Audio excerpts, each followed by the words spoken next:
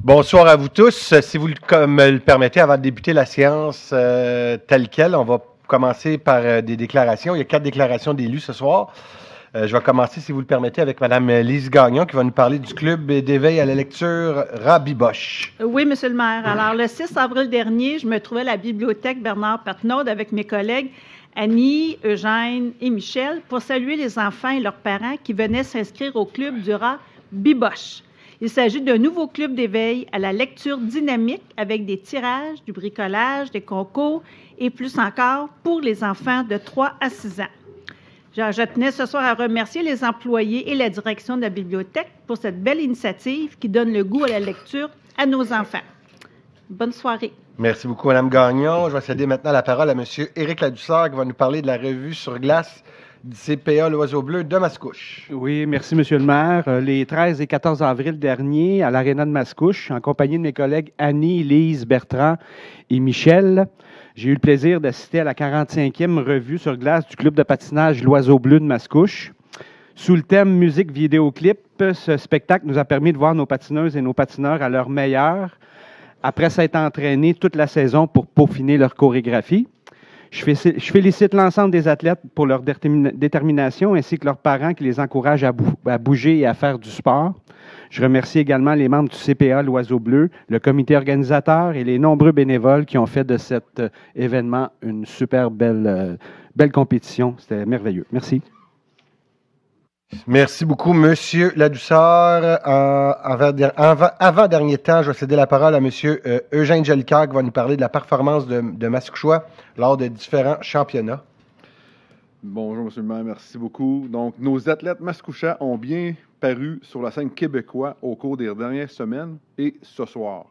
Je souligne que quelques superbes performances, nos Grizzlies M13C1 de l'Association de hockey mineur de Mascouche ont remporté la Coupe du président de Berthierville lors que les M18BB ont été couronnés champions de la région 2023-2024 de la Ligue de hockey Laurentide-Lanaudière. En plus d'avoir remporté le tournoi provincial M18 de Trois-Rivières de l'Ouest. Puis, les Grizzlies M13BB ont remporté le championnat des régionaux 2023-2024, tout en étant champions de la série Division 1 et d'avoir pris en part au prestigieux tournoi Pee-Wee de Québec. Je tiens également à féliciter l'équipe de cadet B de l'Association de Ringuette des Moulins qui ont remporté la médaille de bronze au championnat provincial A et B, terminant ainsi le parcours comme la 3e meilleure équipe au Québec. Enfin, nos patineurs mascouchois, membres de la ringuette, de la rythmique, de Lanaudière, ont remporté la médaille d'or de la catégorie 1, 2 et 3 dans le cadre des derniers championnats de patinage Star. Notons aussi que la 2e position d'Amélie Desjardins dans la catégorie adulte, dames, mérite au moins de 35 et la première place à Greg Williams dans la catégorie or, messieurs. Donc, bravo à ces beaux athlètes qui nous ont fait rayonner sur la scène provinciale. Merci beaucoup, Eugène. Je vais maintenant céder la parole pour terminer à M. Lefebvre qui va nous parler de la semaine de l'action bénévole. Bien sûr, M. le maire, merci. Du 14 au 21 avril dernier se tenait la semaine de l'action bénévole et la ville de Mascouche a tenu quelques activités pour remercier ces personnes qui se dévouent quotidiennement pour le bien-être de la communauté. Ainsi, nos bénévoles ont pu assister samedi et dimanche au spectacle de l'humoriste Ève Côté et d'un hommage à Céline Dion. Puis, demain soir, nous allons récompenser 6 organismes qui se sont démarqués au cours de la dernière année lors d'une soirée de la reconnaissance qui mettra leur travail en valeur. Je remercie d'ailleurs mes collègues du service de la culture, des loisirs et de la vie communautaire pour l'organisation de tous ces événements. Bénévoler, c'est faire rayonner ses valeurs et ses talents. C'est ce geste multidimensionnel qui donne naturellement tout son sens à la place qu'on occupe dans nos collectivités. En s'impliquant auprès des causes qui nous animent, on s'ancre dans un milieu de vie et on contribue à une société en mouvance. Je remercie chaleureusement les centaines de bénévoles qui œuvrent sur le territoire mascouchois. Merci beaucoup. Bravo, merci, M. Lefebvre. Donc, le conseil se joint à moi, j'en suis certain, pour remercier ces centaines et ces milliers de bénévoles qui s'impliquent année après année dans la cause qui leur est chère. Vous permettrez aussi, vous savez, quand on est bénévole, on a des conjoints, des conjointes qui nous permettent de s'investir dans ce bénévolat-là. Donc, merci beaucoup aux conjoints, aux conjointes. Donc, il est 19h05, Mme la greffière, vous me permettez. Séance ordinaire du conseil municipal de la ville de Mascouche, tenue le 22 avril 2024 à 19h au 3038 chemin Sainte-Marie à Mascouche. Sont présents Mesdames Lise Gagnon, Michel Demers, Patricia Lebel. Également présents Éric Ladouceur, Bertrand Lefebvre et Eugène Gillicoeur. Prendre note qu'en absence motivée, Mme Mailloux représente le conseil ce soir au conseil d'administration de Tricentris et que Mme Pierre-Louis n'est pas là, elle est en absence motivée aussi pour une raison de santé. Donc, c'est la première fois, mes amis, qu'on est les hommes majoritaires ce soir. Donc, également présent, la direction générale Jasmin Savard et Joanne Champagne, directrice du service de l'aménagement. Je vais juste regarder le nom, pour être certain de ne pas me mélanger. Directrice du service de l'aménagement du territoire, de l'environnement et de l'urbanisme, Mme Stéphanie Laurier. Là, en plus de retenir le nom, il faut que je retienne votre poste. C'est parce que le poste a changé, excusez-moi. Madame la directrice du service du greffe et services juridiques, Mme Nathalie Bohémien. La directrice du service des communications et services aux citoyens, Mme Marisa Curcio, le directeur de cabinet, les attachés politiques, Forum Corum, bien sûr, par le maire Guillaume Tremblay. Avant d'adopter la minute de silence, je vous inviterai à vous lever pour une minute de silence avant d'adopter l'ordre du jour.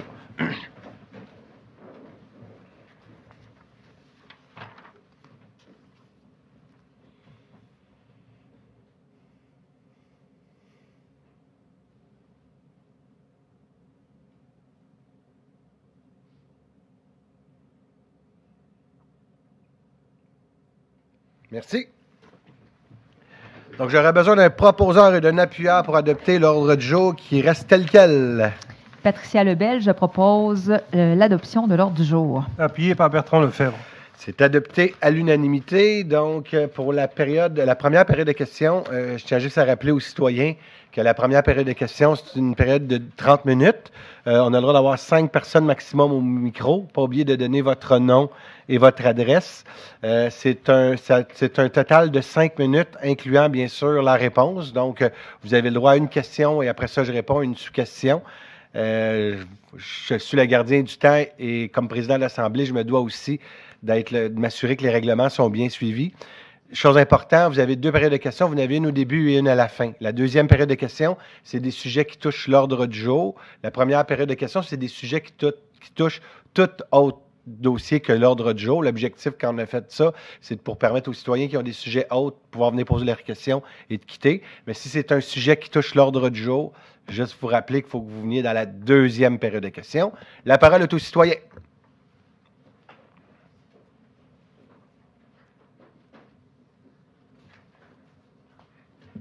Bonjour, Monsieur le maire, messieurs, mesdames, conseillers, conseillères. Je m'appelle Richard Beauchamp et j'habite le 1307 rue de Brest. En mai 2023, des panneaux d'interdiction d'arrêt sont apparus de chaque côté de la courbe de la rue de Brest, créant de l'incompréhension chez tous les résidents. Cette courbe fait plus de 90 degrés, soit 103 degrés selon les plans originaux de Gaudreau Construction, promoteur de l'époque. Le devant et le côté de la maison dans la courbe intérieure est très dégagé, ce qui permet une vue facile lorsqu'on tourne dans la courbe. J'habite à cet endroit depuis 2002, un endroit très tranquille où il fait bon vivre avec un bon voisinage. Les enfants jouent dans la rue, les piétons y circulent régulièrement et aucun événement n'y est survenu à ce jour. Nous avons envoyé quelques communications à l'été 2023 à la conseillère Mme Lebel, au service des incendies de Mascouche et au service de police pour bien comprendre la situation supposément problématique. Les réponses que nous avions reçues s'appliquent, à notre avis, autant aux portions de rue droite que dans les courbes. Donc, s'il fallait tenir compte de ces explications, il faudrait interdire le stationnement partout et en tout temps, dans toutes les rues résidentielles, ce qui ne fait aucun sens. J'ai fait une demande d'accès à l'information pour connaître les détails de l'analyse effectuée qui m'a été refusée pour ne pas identifier le plaignant. Nous ne voulons pas connaître le plaignant, mais nous nous attendions à un minimum de transparence et de respect de la part de la Ville. Aucune discussion ne fut possible pour faire changer les choses. Le seul point à lequel nous étions tous d'accord, c'est lorsque des véhicules sont stationnés des deux côtés de la courbe, la vision est réduite et le passage des véhicules d'urgence et des neigeuses pouvait être problématique. À notre avis, s'il est dangereux, selon vous, qu'un véhicule soit arrêté en bordure d'une courbe de la rue de Brest, eh bien, ça doit l'être dans toutes les courbes de la ville. Il faut être conséquent avec ce type de décision. Nous ne comprenons toujours pas pourquoi ce quartier a été ciblé. La plupart des autres quartiers ne contiennent aucun panneau. Comme pour votre règlement de baisser les limites de vitesse à 30 km/h, qu'on soit d'accord ou pas, sur le principe, vous avez le mérite d'être cohérent, car ce règlement s'applique à l'ensemble du territoire. Force est de constater que ce projet de règlement est un échec, car il cause un grand problème de sécurité. Lors des précipitations de neige durant l'hiver dernier, un nombre important de véhicules étaient stationnés aux entrées et aux sorties de la courbe. Nous n'avons pas le choix. 8 places de stationnement dans la rue ont été coupées. Pour la première fois en 22 ans, j'ai vu des camions de déneigement reculer. Non pas parce qu'ils ne pouvaient pas circuler dans la courbe, mais parce qu'ils ne pouvaient plus circuler dans la section droite de la rue. De plus, certains citoyens, dont moi-même, ne pouvions circuler sur certaines sections droites car il y avait un nombre anormalement élevé de véhicules stationnés, combiné aux amoncellements de neige. Nous devions à notre tour reculer et faire des virages en U en plein milieu de la rue. Question de sécurité, on repassera. Vous devez comprendre que pour déneiger nos entrées, il faut sortir nos voitures et stationner quelque part. Calculer le nombre de véhicules de 5 résidences touchées par l'interdiction d'arrêt qui doivent stationner devant les voisins à 4-5 maisons plus loin. Ayant à cœur la sécurité de tous, nous croyons nécessaire de garder les interdictions de stationnement dans la courbe intérieure pour être certains que tous les véhicules, incluant les véhicules d'urgence et les déneigeuses, puissent y circuler librement. Les piétons pourront ainsi circuler en toute sécurité car ils auront l'espace pour marcher dans la courbe, mais aussi aux entrées et sorties de la courbe. Avec tous les enjeux qu'on vous apporte aujourd'hui, combinés à la baisse de vitesse à 30 km/h, pour la sécurité et le bien-être de tous et éviter un réel accident, est-ce que vous vous engagez à réévaluer votre analyse et retirer les panneaux sur la portion extérieure de la courbe face au 1307 rue de Brest? Merci beaucoup. Bien, écoutez, merci beaucoup pour votre questionnement. La réponse est oui. Donc, moi, je vais donner ça aux analystes en circulation. Il faut comprendre que la ville de Mascouche, lorsqu'on nous a demandé de mettre ces panneaux de signalisation-là, la prétention que vous dites que la ville le fait pour une question de sécurité, la réponse c'est oui. Pourquoi? Parce qu'à certaines occasions, dans ces courbes-là, et ma mère habite sur la rue à côté, la rue Montbéliard, et je peux vous dire qu'à un moment donné, il y avait un camion de poubelle qui était pas capable de passer. Maintenant, avec les argumentaires que vous me donnez ici, je veux dire, on accueille favorablement votre demande et elle va être évaluée. Donc, vous, ce que vous dites, c'est de le mettre à l'intérieur, l'interdiction de stationnement, pas à l'extérieur. Puis on pourra vous répondre avec une analyse qui va être faite plus en profondeur si vous le voulez. Mais soyez assurés que c'est une question de sécurité. On ne l'a pas fait quand on enlève du stationnement, on s'entend que ce n'est pas nécessairement toujours de gaieté de cœur. Cependant, là, ici, on parlait d'une question de sécurité. Le conseil, quand on a reçu cette réalité-là, on s'est dit qu'on ne peut pas jouer avec la sécurité des gens. Maintenant, vous me donnez des éléments, puis on va l'évaluer avec plaisir. Est-ce que c'est une pétition que vous avez signée ou... OK. Si vous voulez nous laisser, je ne sais pas si vous pouvez nous laisser votre argumentaire, à moins qu'on l'a enregistré, c'est correct, on l'a tous entendu, puis on va pouvoir même le réécouter demain, mais avec plaisir, on vous reviendra avec une réponse. Puis si c'est possible de le retirer, parce que c'est une demande. Puis est-ce que les citoyens de votre pourtour, ils sont à l'aise avec ça? Ils sont tous là? Bon, Dieu Seigneur! Fait qu'on voit que quand il y a une dynamique, fait que même si ce n'est pas une pétition, on voit qu'il y a une certaine mobilisation. Donc, bravo de venir vous déplacer dans une séance du conseil. Avec plaisir, on va l'évaluer puis on va le traiter. Je sais qu'il y avait un citoyen de vos collègues, je ne sais pas si c'est vous, que j'ai déjà eu des discussions avec sur Internet. Peut-être que bon, ils sont tous là. Bon, ben, parfait. Mais tout ça pour vous dire que, vous savez qu'il y a une réglementation, elle est là pour une question de sécurité. Mais si les gens trouvent que ça vous met pas plus en sécurité, puis au contraire, ça l'empêche, ça va être évalué avec plaisir, sans problème. De sécurité. Je l'entends. Là, je me fais vraiment le gardien du temps, mon cher ami. C'est fini. Là, je vais me faire chicaner. Ça va être évalué avec plaisir. Ben là, on continue. Ben, allez-y, amusez-vous, Okay. On est là pour ça. Bon. C'est rare que vous venez d'une séance du conseil, Oui. profitez-en. Marc Allez-y. des Hôtels, 1300 rue de Brest. Bonjour à tous. Merci de nous écouter en espérant être compris. Je viens ici en solidarité avec mon voisinage, car maintenant, avec les affiches de non-stationnement que vous nous avez imposées sans nous consulter, non seulement c'est plus dangereux, mais au niveau du rond-point de plus de 90 degrés, car les voitures passent plus rapidement maintenant quand il y avait plus de véhicules stationnés. L'hiver, suite à l'amoncellement de neige et la lacune de déneigement, le véhicule de stationnement se stationne côte à côte de chaque côté de la rue, ce qui empêche les véhicules d'urgence de passer, donc pas du tout sécuritaire.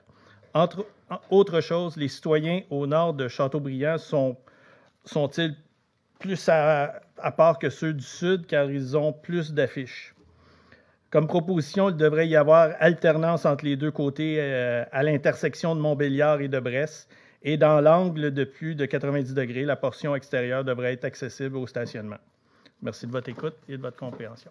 Vous allez comprendre que je vous réponds la même chose avec plaisir. Ouais. Ça va être évalué. Monsieur Champagne, ça vous va? L'argumentaire aussi, vous allez pouvoir... C'est sous votre responsabilité ou c'est là, monsieur le directeur général? Excusez-moi. C'est lui qui a le collé plus sur moi. C'est pour ça que... allez-y. Merci beaucoup. Il faut que ça va être évalué, puis on va vous revenir avec une réponse avec plaisir. Merci. À vous rajouter, monsieur le DG, ou ça vous va? C'est bon? Oui. Bonsoir à tous. Jean-François Godin, 1315 rue de Brest. Bonsoir, monsieur le maire. Je me questionne sur le pourquoi que la rue de Brest est plus dangereuse que d'autres rues, telles que la rue Carnac, Limoges, ainsi qu'à la rue d'Orléans. Sur la rue d'Orléans, il y a juste un côté avec une pancarte. Selon moi, c'est une rue importante, plus importante que la rue de Brest, point de vue sécurité pour les enfants. Cette rue est encore plus près de l'école de la Source, que la rue de Brest. Depuis 22 ans sur la rue de Brest, il n'y a eu aucun incident et depuis l'installation des pancartes, je n'ai jamais autant eu de la difficulté à sortir de chez moi. Les voisins n'ont pas le choix de se stationner devant la maison et sur les deux côtés de mon entrée. La personne qui a fait une plainte n'a pas pensé à tous les autres voisins qui habitent sur la rue de Brest. Donc, je demande de bien vouloir enlever les deux pancartes, au moins sur un côté de rue, portion impaire. Merci. Je vous réponds la même réponse si ça vous va. Puis on va s'assurer de faire ça rapidement. Mais je comprends que les gens qui viennent ici, vous nous demandez un côté, c'est le côté extérieur, un des deux côtés, d'enlever le... Merci. Le côté impair. Le côté impair, on prend ça en note. Côté impair. C'est bon. Merci. Je le prends en note. Parfait. Bonjour, monsieur le maire et les conseillers. Comment allez-vous ce soir? Moi, mon nom, c'est Alexandre Chabot-Morissette. Je demeure au 542 rue de Pompadour. Et moi, c'est Geneviève Lisette Dubé. Je demeure au 447 rue de Saint-Gabriel à Mascouche. Peut-être avez-vous entendu parler par le biais de vos conseillers de notre projet de garderie en nature à Mascouche, dans lequel on souhaite offrir 100 places, dont 20 places poupons. Nous cherchons un terrain assez grand et suffisamment boisé pour aménager des sentiers pédestres et des aires de jeu en plein air pour les tout-petits. Nous sommes deux jeunes mamans entrepreneuses soucieuses du bien-être des enfants et de l'environnement. Présentement, nous avons un problème car tous les terrains projetés pour notre projet sont situés dans le district du Manoir et ceux-ci font partie du corridor forestier protégé, dans lequel il est, selon le service de l'urbanisme, supposément impossible d'abattre un seul arbre pour un usage autre que pour un usage résidentiel. Or, l'article 134 de la Loi sur les services de garde éducatifs à l'enfance mentionne que le conseil municipal peut, par règlement, et ce malgré toute réglementation de zonage ou aux conditions qu'il impose, permettre l'octroi de permis pour une construction à des fins de centre de la petite enfance ou de garderie.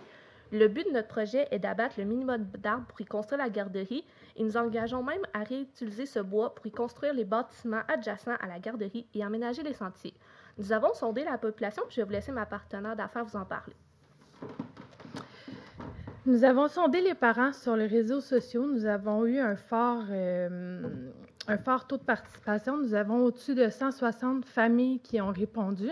Et 83% des répondants sont en faveur d'avoir une garderie nature à Mascouche. Les gens, ils veulent vraiment à Mascouche, ils ne veulent pas dans une autre ville de la Rive-Nord de Montréal. C'est vraiment ce que notre sondage relève. Nous en déduisons que la population veut ce genre de service. En tenant compte de nos démarches pour contribuer à la résolution du problème qui est celui où 1800 enfants attendent une place en service de garde à Mascouche ou sur la rive nord de Montréal, où certaines mères mascouchoises doivent rester à la maison faute de place en garderie. Pourquoi est-il si difficile de construire une garderie ayant pour mission de protéger l'écosystème sur le territoire de la ville de Mascouche, ville qui fait promotion de la nature, alors que de nouvelles constructions dans le couvert forestier situé dans le secteur périurbain du lac Samson peuvent être autorisées à des fins résidentielles? Bien, écoutez, tout d'abord, merci beaucoup de votre questionnement. Juste vous dire, je suis content, j'ai la directrice aujourd'hui du CPE, Claire Soleil Chaton, qui est présente avec nous parce que ce soir, on vote justement une résolution pour permettre la construction d'un nouveau CPE dans le Centre-Parc à côté d'une forêt. Il faut comprendre ici, vous, c'est un projet qui est privé, donc qui n'est pas un centre de la petite enfance public, qui est vraiment un projet privé.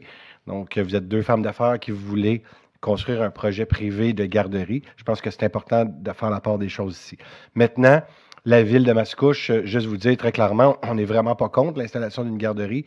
Vous allez comprendre cependant que si la ville a fait le choix d'avoir des boisés métropolitains, d'avoir des milieux naturels de grande importance, malheureusement, on n'ira pas défaire une forêt pour mettre une garderie. Cependant, moi, je prends l'engagement aujourd'hui de la ville de vous rencontrer puis de trouver le meilleur lieu, le meilleur endroit où ce qu'il est possible de le construire puis d'avoir une accessibilité rapide à une forêt. Je comprends, c'est ça votre problématique, c'est ça que vous voulez. Ça pourrait nous faire plaisir de vous rencontrer pour regarder les sites possibles, mais de vous dire que demain matin, on changerait notre réglementation pour permettre la construction. Il faut comprendre aussi, il y a une réalité du prix des terrains. Je comprends que pour vous, si vous êtes dans un terrain qui est boisé, qui ne peut pas être construit, le prix est beaucoup plus accessible. Mais si le prix n'est pas accessible, c'est parce que justement, le zonage ne le permet pas.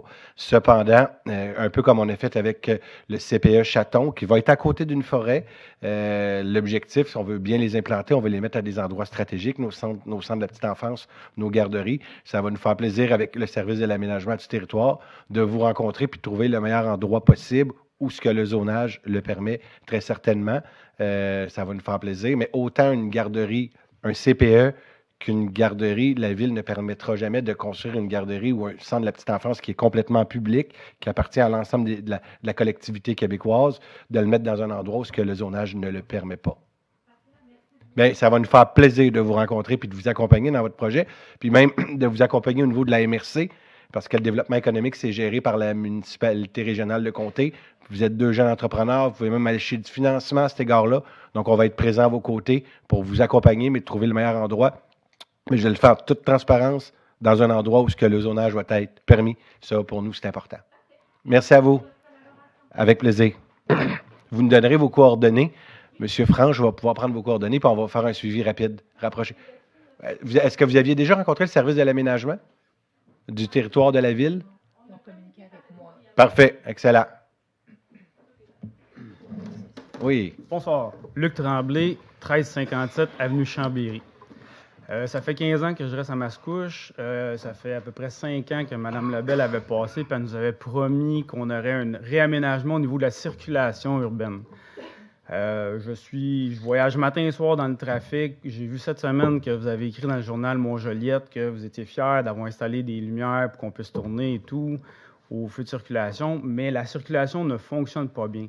J'arrive le soir, ça peut me prendre 25 minutes de l'autoroute qui bloque sur l'autoroute. Ça a passé à ça avec mes enfants que je me fasse rentrer dedans parce qu'on est arrêté sur la 25 puis ça va jusqu'à l'Esplanade le soir à 5 h, le soir 5h30. Puis je prends des détours, que ce soit n'importe lequel, mais le matin, c'est la même chose. On est bourré tout le temps. Il y a un non-sens, puis j'aimerais ça que ça avance un moment donné parce que là, on est rendu 5 ans plus tard, il n'y a eu aucune amélioration quant à moi. C'est sûr que il faut être vraiment dans les heures du trafic. Là. Prenez le matin, là, mettez-vous à 7 h ici sur le boulevard Sainte-Marie. Là. Je peux vous prendre, j'ai pris une photo ce matin, je suis ici au coin du hamburger. Là. Puis c'est arrêté, il y a une flèche verte pour tourner, c'est cul à cul jusqu'à l'autre bout, ça avance pas. Ça me prend 15, 20, 25 minutes de sortir de la ville. Puis je suis pas tout seul, je suis sûr que la plupart des citoyens qui ont le voyagé, on est pris là-dedans. Je pense qu'on est... il serait temps qu'on puisse avancer à une nouveauté, que quand les piétons pèsent sur le piton, c'est pas obligé de bloquer les 4 coins, que ça peut continuer dans le sens d'un flot de trafic pour les garder. Parce qu'ils pèsent ici sur le coin, c'est les quatre lumières, les 4 coins tombent rouges, on est arrêté. Le matin, c'est les brigadières. Je comprends pour l'école de la Menée, là, mais je veux dire, c'est une question de sécurité, mais il y a une question qu'il faut garder un flot de trafic pour être capable de sortir à un moment donné. Merci beaucoup de votre questionnement. Tout d'abord, vous avez raison, ici, autant le feu de circulation ici, parce que vous savez, ici, vous avez aussi une école secondaire. Donc, prioritairement, je m'excuse, mais je vais toujours mettre la sécurité des piétons, surtout des écoliers, en sécurité. Maintenant que le reste, ça c'est dit, je peux vous dire que sur tous les autres feux de Mascouche, si vous pèsez sur le feu piéton de la Montée-Masson, on est la première ville au Québec que c'est seulement c'est bidirectionnel, c'est jamais les 4 feux qui gèlent. Cependant, les feux écoliers ont été priorisés. Maintenant, je veux dire, je ne me mets pas la tête dans le sable. 2019, la ville de Mascouche a fait un plan de décongestion de la ville de Mascouche. On a commencé dès l'année 2020, on a fait le tronçon, l'esplanade Montée-Masson. Je peux vous dire que j'ai des commentaires très positifs à cet égard-là. La décongestion qu'on a eue au niveau de la Montée-Masson et avenue de l'Esplanade. Maintenant, on attaque présentement, puis c'est pour ça que je suis obligé de vous dire merci de votre collaboration. Mais vous savez, quand on fait des travaux, c'est clair que quand on fait des travaux sur le boulevard Mascouche, bien, tous les gens qui venaient de la plaine, qui passent habituellement sur l'avenue du boulevard Mascouche, tout le monde se tasse. Au Québec, on a seulement 6 mois à faire des travaux. On les fait là présentement. Donc, c'est le boulevard Mascouche qui va être doublé de 2 côtés. De la Montée-Masson, vous allez pouvoir tourner en double sur le boulevard Mascouche. L'objectif, c'est de décongestionner. 2026, le boulevard Mascouche va ouvrir jusqu'à Chemin-Pincourt. Fait que l'objectif, l'orientation municipale, c'est quoi? C'est que les gens de la plaine, qu'on a 2 véhicules sur 5 dans les heures de pointe qui viennent de la plaine, de Saint-Calix, de Saint-Lin, parce qu'ils n'ont pas d'autre chemin pour venir. Ils passent tous sur notre chemin Sainte-Marie. Mais c'est que ça soit qu'ils puissent passer justement par le chemin des Anglais ou à terme sur le chemin Pincourt pour se rendre justement à la 25 ou à la Montée-Masson. Mais de la Montée-Masson, vous allez pouvoir tourner en double sur le boulevard Mascouche. Cette année aussi, on commence les travaux du réaménagement pour désengorger le chemin des Anglais. À terme, c'est 25 millions qui est investi sur le chemin des Anglais. Puis je vais terminer avec ça, puis je sais que c'est d'actualité, on en parle, puis aujourd'hui, c'est la journée de la Terre. Je veux dire, la meilleure façon de décongestionner notre ville, ça va être aussi d'avoir un transport en commun qui a du sens et qui a de l'allure. Présentement, notre transport en commun n'a aucun sens. C'est sûr que j'ai pris moi-même le train pour aller à une réunion à la communauté métropolitaine de Montréal. Ça m'a pris 2h15 me rendre au centre-ville de Montréal. En véhicule, ça me prend 1h45. Tant aussi longtemps qu'on n'améliore pas le service de transport en commun, on a une réalité, mais ça, malheureusement, ce n'est pas la municipalité qui peut le contrôler. Soyez assurés que votre maire est à toutes les tribunes pour dire qu'il faut améliorer le transport en commun, mais localement, année par année, c'est au minimum 10 à 15 millions qu'on investit. Sur les feux de circulation, j'entends votre doléance, on est capable encore plus de les améliorer, mais soyez assurés que depuis 2020, on est en action, en opération, mais on ne peut pas refaire comme ville toutes les routes en même temps, c'est impossible. Quand on a attaqué l'Esplanade l'année passée et l'année d'avant, cette année, c'est le boulevard Mascouche et un tronçon de chemin des Anglais. L'année prochaine, si le gouvernement du Québec nous donne son accord, ça va être la bretelle de sortie qui va sortir directement sur l'avenue de l'Esplanade. Donc, de la 25, vous allez pogner la 640. Fait que tous les gens qui demeurent de la Montée-Masson jusqu'à la chemin des Anglais, tous les jardins... les seigneuries de Chêne, là, tantôt la dame sur Pompadour qui est venue nous voir, mais tous ces gens-là vont avoir leur propre sortie. Donc, tout ce qui est contrôlable, la municipalité, soyez assurés que toutes les opérations sont mises en œuvre et on garde le cap pour que d'ici 2027, toutes les améliorations soient apportées. Malheureusement, on a juste 6 mois par année pour faire des travaux, puis on ne peut pas tout attaquer les tronçons. Déjà cette année, la manière on avait une présentation juste avant, les travaux sur le chemin de la boulevard Mascouche se terminent pour immédiatement après commencer le tronçon du chemin des Anglais. Tout a été calculé pour nous assurer de garder une amélioration locale. Puis je termine là-dessus. Il faut que le gouvernement du Québec nous donne l'autorisation. Moi, je vais faire un petit peu de politique, là, ça me fait du bien des fois d'en parler. On nous avait dit que peut-être qu'on aurait des subventions pour faire une bretelle de sortie parce que le gouvernement du Québec le reconnaît eux-mêmes aussi que ça va améliorer le tronçon du chemin des Anglais et de la 640. Ils nous ont dit qu'il y a beaucoup d'accidents à cet égard-là. Si vous faites votre bretelle, ça va nous aider. On nous avait peut-être même promis des sous. Là, on ne demande même plus de sous pour la faire. Ce qu'on veut, c'est juste de nous donner l'autorisation de la faire. On est dans les délais administratifs, mais ça va bien. Le directeur général le disait adjoint, on est en pourparlers, on est en collaboration avec le ministère des Transports, mais s'il vous plaît, il faut qu'on ait cette autorisation-là parce qu'après, on va pouvoir attaquer l'entrée du chemin des Anglais. Mais je vous comprends, puis je vous le dis qu'on met toute notre énergie, mais quand vous êtes une ville, qu'on a 2 véhicules sur 5 en heure de pointe qui ne viennent pas de notre ville, c'est assez difficile. Quand on a refait les travaux du Ponceau l'été passé, le Ponceau Sainte-Marie, les gens étaient complètement condamnés, ils ne pouvaient plus venir, fait qu'ils étaient tout. Je ne sais pas si vous l'avez vu, l'été passé, ça circulait bien. J'ai quasiment le goût de faire un ponceau par année pour condamner, mais je veux dire, à un moment donné. Traversé, fait que c'est ça. On l'a vécu dans tous les sens. Mais soyez assurés qu'on garde le cap. Puis, si jamais vous avez des suggestions, des idées, parlez avec Mme Lebel, votre conseillère, soyez assurés qu'elle fait le suivi. On veut garder le cap pour améliorer notre circulation, mais je ne peux pas contrôler les autoroutes, je ne peux pas contrôler le transport en commun, mais localement, soyez assurés qu'on met toute notre énergie. Puis, on a pris un engagement aussi, c'est important aussi de vous le dire, le développement au cours des prochaines années va se faire au court pourtour des autoroutes. Donc, pourquoi? Parce que les véhicules sont à côté des autoroutes. Une ville ne peut pas dire demain matin, quand on a autant de zones de développement, qu'on ne fera pas de développement, mais on va le faire de façon intelligente, concentrée. On n'ira plus faire des développements dans des secteurs un peu plus lointains. Nous, on le garde. Mais il faut dire, par exemple, des villes de Saint-Lin, Saint-Calix, eux autres continuent à développer de façon massive, puis il n'y a pas les routes qui vont avec. Ça m'a fait du bien. Merci de votre question. On dirait que c'est organisé. Non, c'est correct. Merci. Merci. Bonjour, Monsieur le maire. C'est Véronique Bilbao, 1319 de Brest à Mascouche. En fait, c'est pour la même chose que mes collègues, bien pas mes collègues, mais mes voisins. C'est pour la signalisation pour enlever la pancarte pour le nombre impair. Et en même temps aussi, c'est pour la sécurité de mes enfants parce que moi, je suis tout le temps dehors avec les 4 enfants. Puis mon chien fait qu'on s'amuse toujours à jouer dehors, à jouer au hockey. Et surtout, durant l'hiver, c'est un peu plus dur de jouer dehors dans la rue parce que tout le côté, le côté-là de la rue est tout enneigé. Donc, moi, je suis obligée de tout déneiger mon côté pour que je puisse me parquer devant chez moi et en plus pour pouvoir jouer avec mes enfants. Fait que ça serait vraiment d'enlever les pancartes, ça serait vraiment l'idéal pour nous et tous les voisins aussi. Je l'entends, on le prend en note. Oui. Et je vous invite à suivre l'actualité parce que vous savez qu'au Québec, présentement, il y a une réglementation qu'on ne peut pas jouer dans la rue. Je vous invite à suivre l'actualité au cours des prochains jours, semaines. Okay. On a une bonne nouvelle à vous annoncer. Vous allez avoir des règles à respecter. Cependant, ça a nommé la nouvelle aujourd'hui. Faites attention dans les courbes parce qu'on veut s'assurer qu'on ne joue pas dans les courbes, qu'on joue dans des endroits stratégiques. Mais j'imagine que vous ne jouez pas parce que je pense qu'on est allé à l'école ensemble ou quelque chose de même. Moi, je vous connais. Des cadets. Bon, c'est ça, je la regardais. Mon directeur général va dire tout le monde se connaît à Mascouche. C'est toujours ça qu'il n'arrête pas de dire. Oui. Mais tout ça pour vous dire que soyez assurés que de jouer dans les endroits stratégiques. Mais j'entends votre doléance puis je comprends que c'était plus sécuritaire auparavant. Et Merci. j'avais une autre question aussi. Le parc où on est situé, nous, on appelle le parc au bout de la rue de Brest, où aussi vos enfants jouent. Je voulais savoir, est-ce que c'est possible d'avoir des modules pour les plus vieux au lieu de juste des petits modules?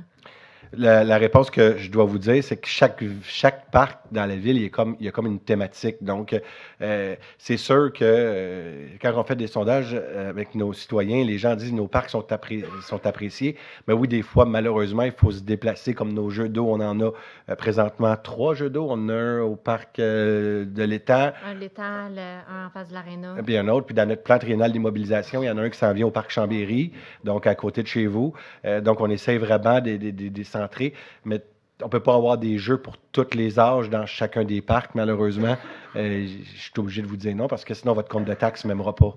Que on essaie de garder une certaine stabilité votre au niveau... compte aussi, vous ne l'aimerez pas non plus. Non, c'est ça, exact. Merci. Bonsoir. Est-ce que, juste avant, M. Modène, est-ce qu'il y avait quelqu'un d'autre qui avait une question? C'est le temps avant. 1, 2...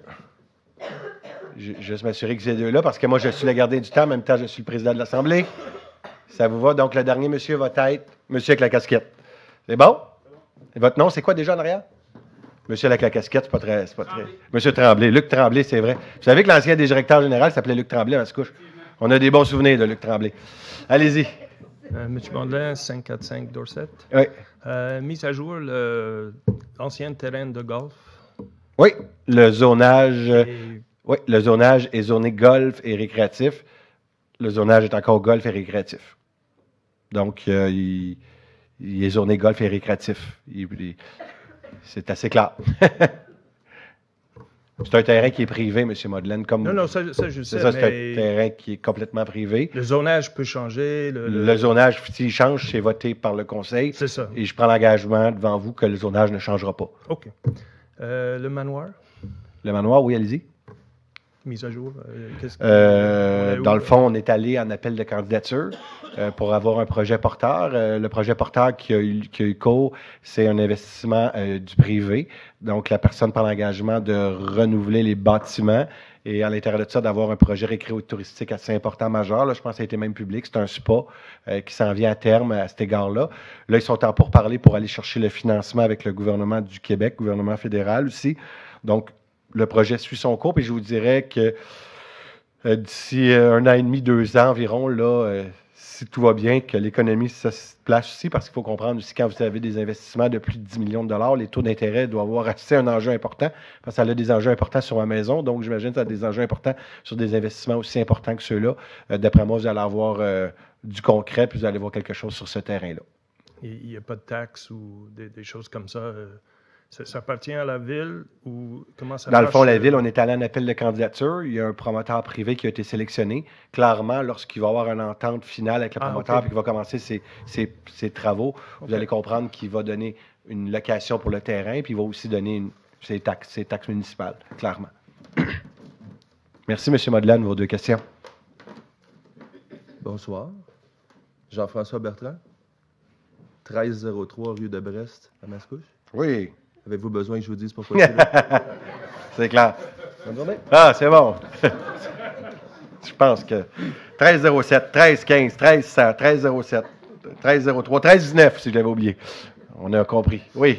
Bon, Luc Tremblay, 1357 Chambéry. J'avais une question rapide, c'était savoir, est-ce qu'il y a possibilité d'avoir un système de nettoyage de bac, surtout le bac de compost, une fois par année, sans que ça soit nécessairement qu'on ait à le faire puis le vider soit dans... C'est un peu compliqué, là, surtout le compost, là. Je me demandais, parce que je sais qu'il y a des villes que j'ai déjà entendu parler qui avaient un système qu'une fois par année, ils pouvaient faire laver les bacs et qu'on puisse le faire. Est-ce que c'est... Juste comprendre, parce que je ne connaissais pas ce service. Dans le fond, est-ce que c'est l'utilisateur payeur, donc la personne qui prend le service, vous recevez comment que ça fonctionne dans les autres villes? De ce que j'ai compris, c'est qu'une fois par année, on met les bacs à la rue, puis ça se fait automatiquement là, par la compagnie même. Là. On les met, puis le service se fait, puis c'est probablement chargé sûrement dans notre compte de taxe, là, mais... Comme on dit, il n'y a rien de gratuit, donc c'est sûr qu'il faut... Je ne sais pas comment ça fonctionne. Okay. Peut-être voir comment... J'ai pas le terme, je ne sais pas exactement où, mais j'ai déjà entendu ça. On pourrait faire peut-être une demande à la commission de l'environnement, d'évaluer le dossier. Je pense que c'est intéressant comme idée, mais je voulais juste m'assurer. Puis vous, dans votre prétention, est-ce que ça serait tout le monde, juste parce que je veux faire acheminer aussi l'idée, est-ce que genre, c'est ceux qui le veulent, auraient ce service-là, puis ça serait utilisateur-payeur, puis ceux qui veulent le faire eux-mêmes ne sont pas obligés de payer le service? Je sais pas, peut-être voir qu'est-ce qu'il y en a, peut-être nous amener une idée de projet, puis qu'on puisse voter là-dessus ou quoi que ce soit, mais je pense que ça serait envisagé, là, justement, parce que surtout le bac de compost, c'est pas toujours, c'est pas super. Surtout après l'hiver, là, aux 2 semaines, puis en plein été, là. Fait que... C'est bon. C'est bon, merci. Merci de l'idée. On va l'évaluer, puis on a vos coordonnées. C'est pas... Oui, ben oui. Je suis correct. Tout le monde est d'accord? C'est bon. Bonjour, je m'appelle Marie-Soleil Cyr, j'habite au 612 rue Parent à Mascouche. J'aimerais seulement... je travaille à la Maison de la famille par enfants de Mascouche comme coordonnatrice. Dans le fond, Geneviève et Alexandre sont des bandes depuis quelques mois. J'aimerais seulement juste appuyer là, un petit 20 secondes parce que, étant donné qu'on côtoie énormément de familles, un des plus gros problèmes qu'on a entendu, on a des appels à peu près une dizaine par semaine, soit d'autres organismes ou de mères en détresse là, qui n'ont pas de garderie pour leurs enfants. Fait que quand les filles m'ont proposé, m'ont parlé de ce projet-là, j'étais vraiment emballée parce que je me suis dit que ça réglerait vraiment un énorme gros problème. Pas juste à Mascouche, là, un peu partout, c'est sûr, au Québec. Là, il manque de place en garderie. Puis je voulais juste prendre quelques secondes pour les appuyer. J'ai bien compris les enjeux, mais je voulais juste souligner le fait qu'on a énormément d'appels de détresse, là, de mères qui ont besoin de se retrouver, de retrouver leur vie, de retrouver leur social, retrouver leur travail pour pour aussi retrouver le comté financier aussi de la famille. De recommencer à travailler. Exactement, c'est ça. Mais, merci beaucoup de votre questionnement. Puis, vous me permettrez, parce que je pense qu'il y a une séance ou 2 séances, je n'avais justement parlé. Tu sais, il y a des projets de CPE ou de garderie, des fois, ça peut prendre jusqu'à 10 ans avec le ministère de la Famille. C'est long. Je pense que la société québécoise a beaucoup de remises en question à se faire parce que c'est pas normal que ça dure aussi longtemps que ça quand on a des familles qui sont prises en otage présentement, parce que oui, on a des gens aussi qui nous appellent des fois. Il faut comprendre, une manière, il y a comme un champ de compétences à chacun de nous. Nous, quand on a des projets privés, les gens viennent nous voir, on est collaborateurs, on travaille avec les gens pour trouver le meilleur terrain. Comme je l'ai dit, on ne peut pas mettre ça n'importe où, une garderie, il faut mettre ça dans un endroit les plus stratégiques possible. Maintenant que ça c'est dit, après ça, tout le reste, c'est un projet privé. Il faut que le gouvernement du Québec, je pense, a une grande responsabilité, puis peut-être de repenser un peu comment qu'on fait ce type de projet-là au Québec. Merci. Je voulais juste le nommer, à quel point c'est important. Mais c'est important, puis je prends en note que la Maison de la Famille est en arrière des gens qui sont là. Merci. Madame la greffière, nous allons continuer la séance, si vous le permettez bien. Donc, à 3, permettez-moi, Madame la greffière, vous déposer les documents suivants. Donc, la liste des chèques émis pour le mois de mars 2024, la liste des dépôts émis pour le mois de mars 2024, la liste des bons de commande mensuels du mois de mars 2024, le procès-verbal de correction du PC 2024-01 R664-44 modifiant le règlement 664 concernant la circulation dans la ville de Mascouche afin de modifier la vitesse maximale autorisée sur le réseau routier, dont on peut constater que le nom d'une des rues inscrites dans l'annexe A comporte une erreur, soit la rue de l'Île-de-France. Rapport 2023 sur l'application du règlement de la gestion contractuelle, certificat du greffier, règlement 1285, modifiant le règlement 1285 pour modifier les travaux de construction et les services professionnels ordonnés dans le cadre du déploiement du plan directeur des parcs et espaces verts phase 2, ainsi que des services professionnels et autres services connexes et techniques y afférents et augmentant la dépense de l'emprunt à 9 millions. Certificat du greffier du règlement 1338 décrétant des dépenses en immobilisation pour l'acquisition d'immeubles pour les années, 2024, 25, 26 et un emprunt de 30 461 000. Certificat du greffier règlement 1339 décrétant une dépense et un emprunt de 5 365 000 pour l'acquisition de 2 véhicules de la lutte contre des incendies, accessoires et frais connexes. En levant votre main, qui que c'est sa première séance du conseil? Parfait, je vais faire de l'éducation en même temps. C'est intéressant. Juste vous dire que les membres du conseil ici se réunissent à toutes les semaines, donc à tous les lundis soirs. On est en séance de travail qu'on appelle. Donc, tous les points qui sont lus ici, vous voyez que c'est voté, approuvé. Des fois, il y a des points qu'on a vus en séance de travail. On se dit, on n'est peut-être pas prête, donc il y a eu des questionnements de la part des élus. Donc, vous voyez qu'une séance va rondement, va rapidement, mais soyez assurés que dans les séances de travail, il y a énormément de questions. Donc, je trouve ça important de le spécifier parce que les gens disent, mon Dieu, tout est voté, tout est décidé. C'est pour ça qu'il y a des séances de travail puis des séances du conseil. Donc, tout ce qui a été discuté en séance de travail est amené aujourd'hui en séance publique et la parole est aux citoyens après. Approbation du procès-verbal. Il est proposé à 4 points d'approuver le procès-verbal de la séance ordinaire du 25 mars 2024 tel que rédigé et présenté. Proposé par Patricia Lebel. Appuyé, Lise Gagnon. Et c'est adopté à l'unanimité. Au niveau de la direction, il n'y a aucun point.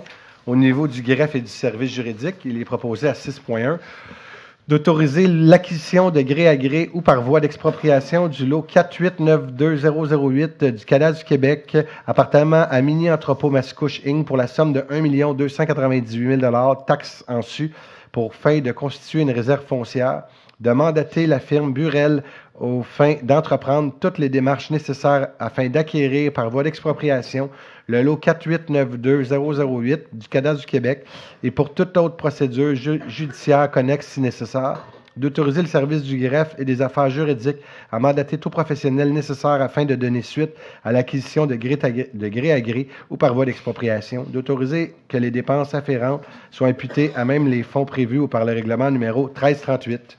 Proposé par Bertrand Lefebvre. Appuyé par Michel Demers. Et c'est adopté à l'unanimité. À 6.2, il est proposé d'adopter le règlement numéro 1340 divisant le territoire de la ville de Mascouche en 10 districts électoraux.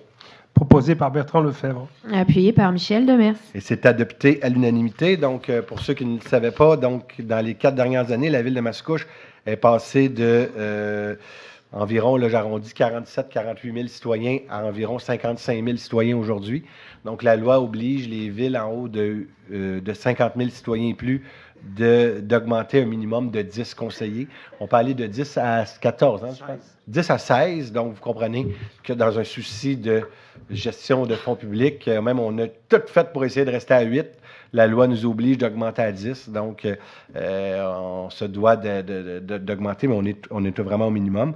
La carte, d'ailleurs, il y a tout un exercice qui a été fait, ça a paru dans les journaux. Il n'y a pas eu de demande de Mme la greffière. Donc, je ne sais pas si Mme la greffière, vous aviez d'autres choses à dire? Non. Non, ça vous va? Donc, c'est par la loi. Merci beaucoup.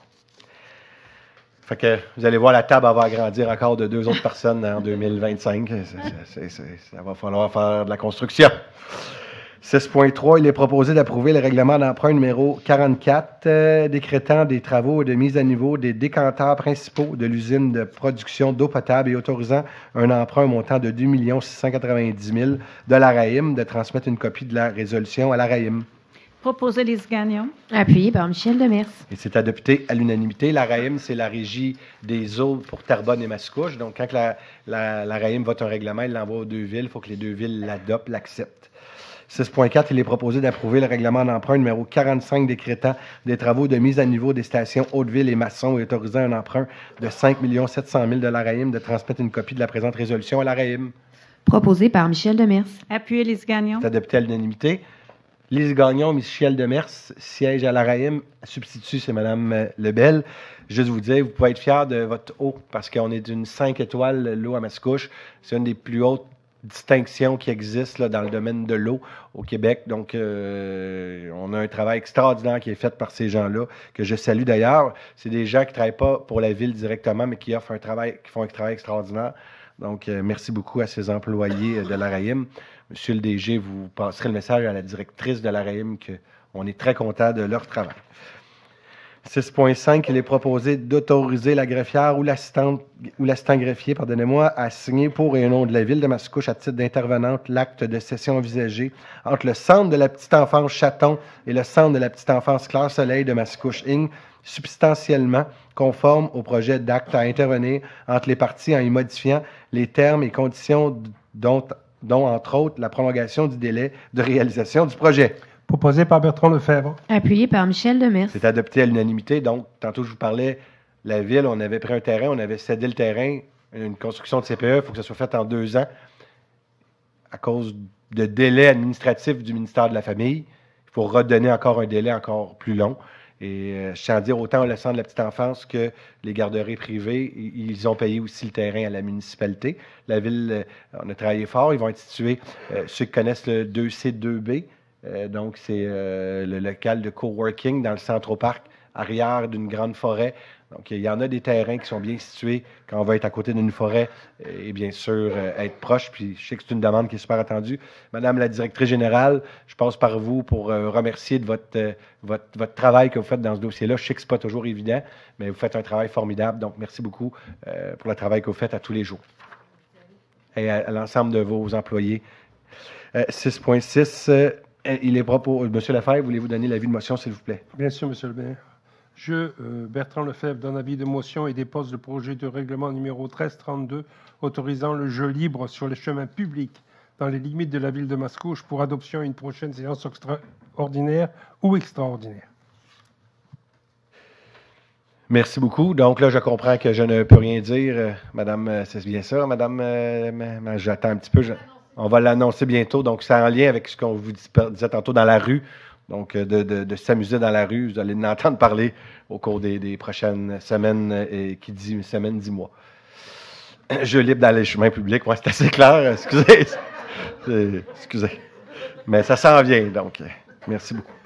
6.7, mais le monde ne le savent pas, hein, mais je trouve ça intéressant de le dire. Je sais, c'est pour ça que je trouvais. Mais je vais juste l'expliquer. Le monde ne le savent pas souvent. Il faut faire de l'éducation aussi. Il y a un règlement national au Québec qui dit qu'on ne peut pas jouer dans les rues. Pourtant, quand j'étais petit, moi, je jouais au hockey dans ma rue, puis ça a toujours été normal. Mais il y a une réglementation. Donc, si une ville veut permettre que les enfants jouent dans la rue, ça prend une réglementation qui vient justement le permettre. Je suis en train de vous donner un petit in, là, comme ça. On va laisser le temps au temps, Madame la directrice. Et comme je pense que demain matin, je vais me faire chicaner.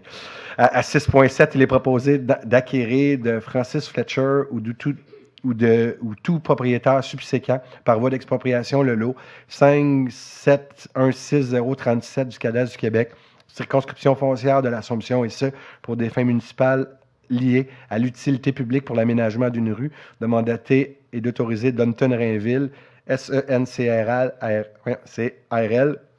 à préparer et signer et déposer un avis d'expropriation ou autre procédure judiciaire et représentation nécessaire utile à l'acquisition du lot mentionné, et pour négocier, conclure et signer une transaction de règlement avec le propriétaire concerné, le tout pour et au nom de la Ville, d'autoriser une affectation du Fonds d'administration générale pour un montant n'excédant pas 250 000 $. Proposé par Michel Demers. Et appuyé par Bertrand Lefebvre. C'est adopté à l'unanimité. Ici, c'est pour une rue. 6.8, il est proposé d'adjuger le contrat pour l'acquisition de portefeuilles d'assurance pour l'année 24-25 à BFL Canada Risque et Assurance Inc.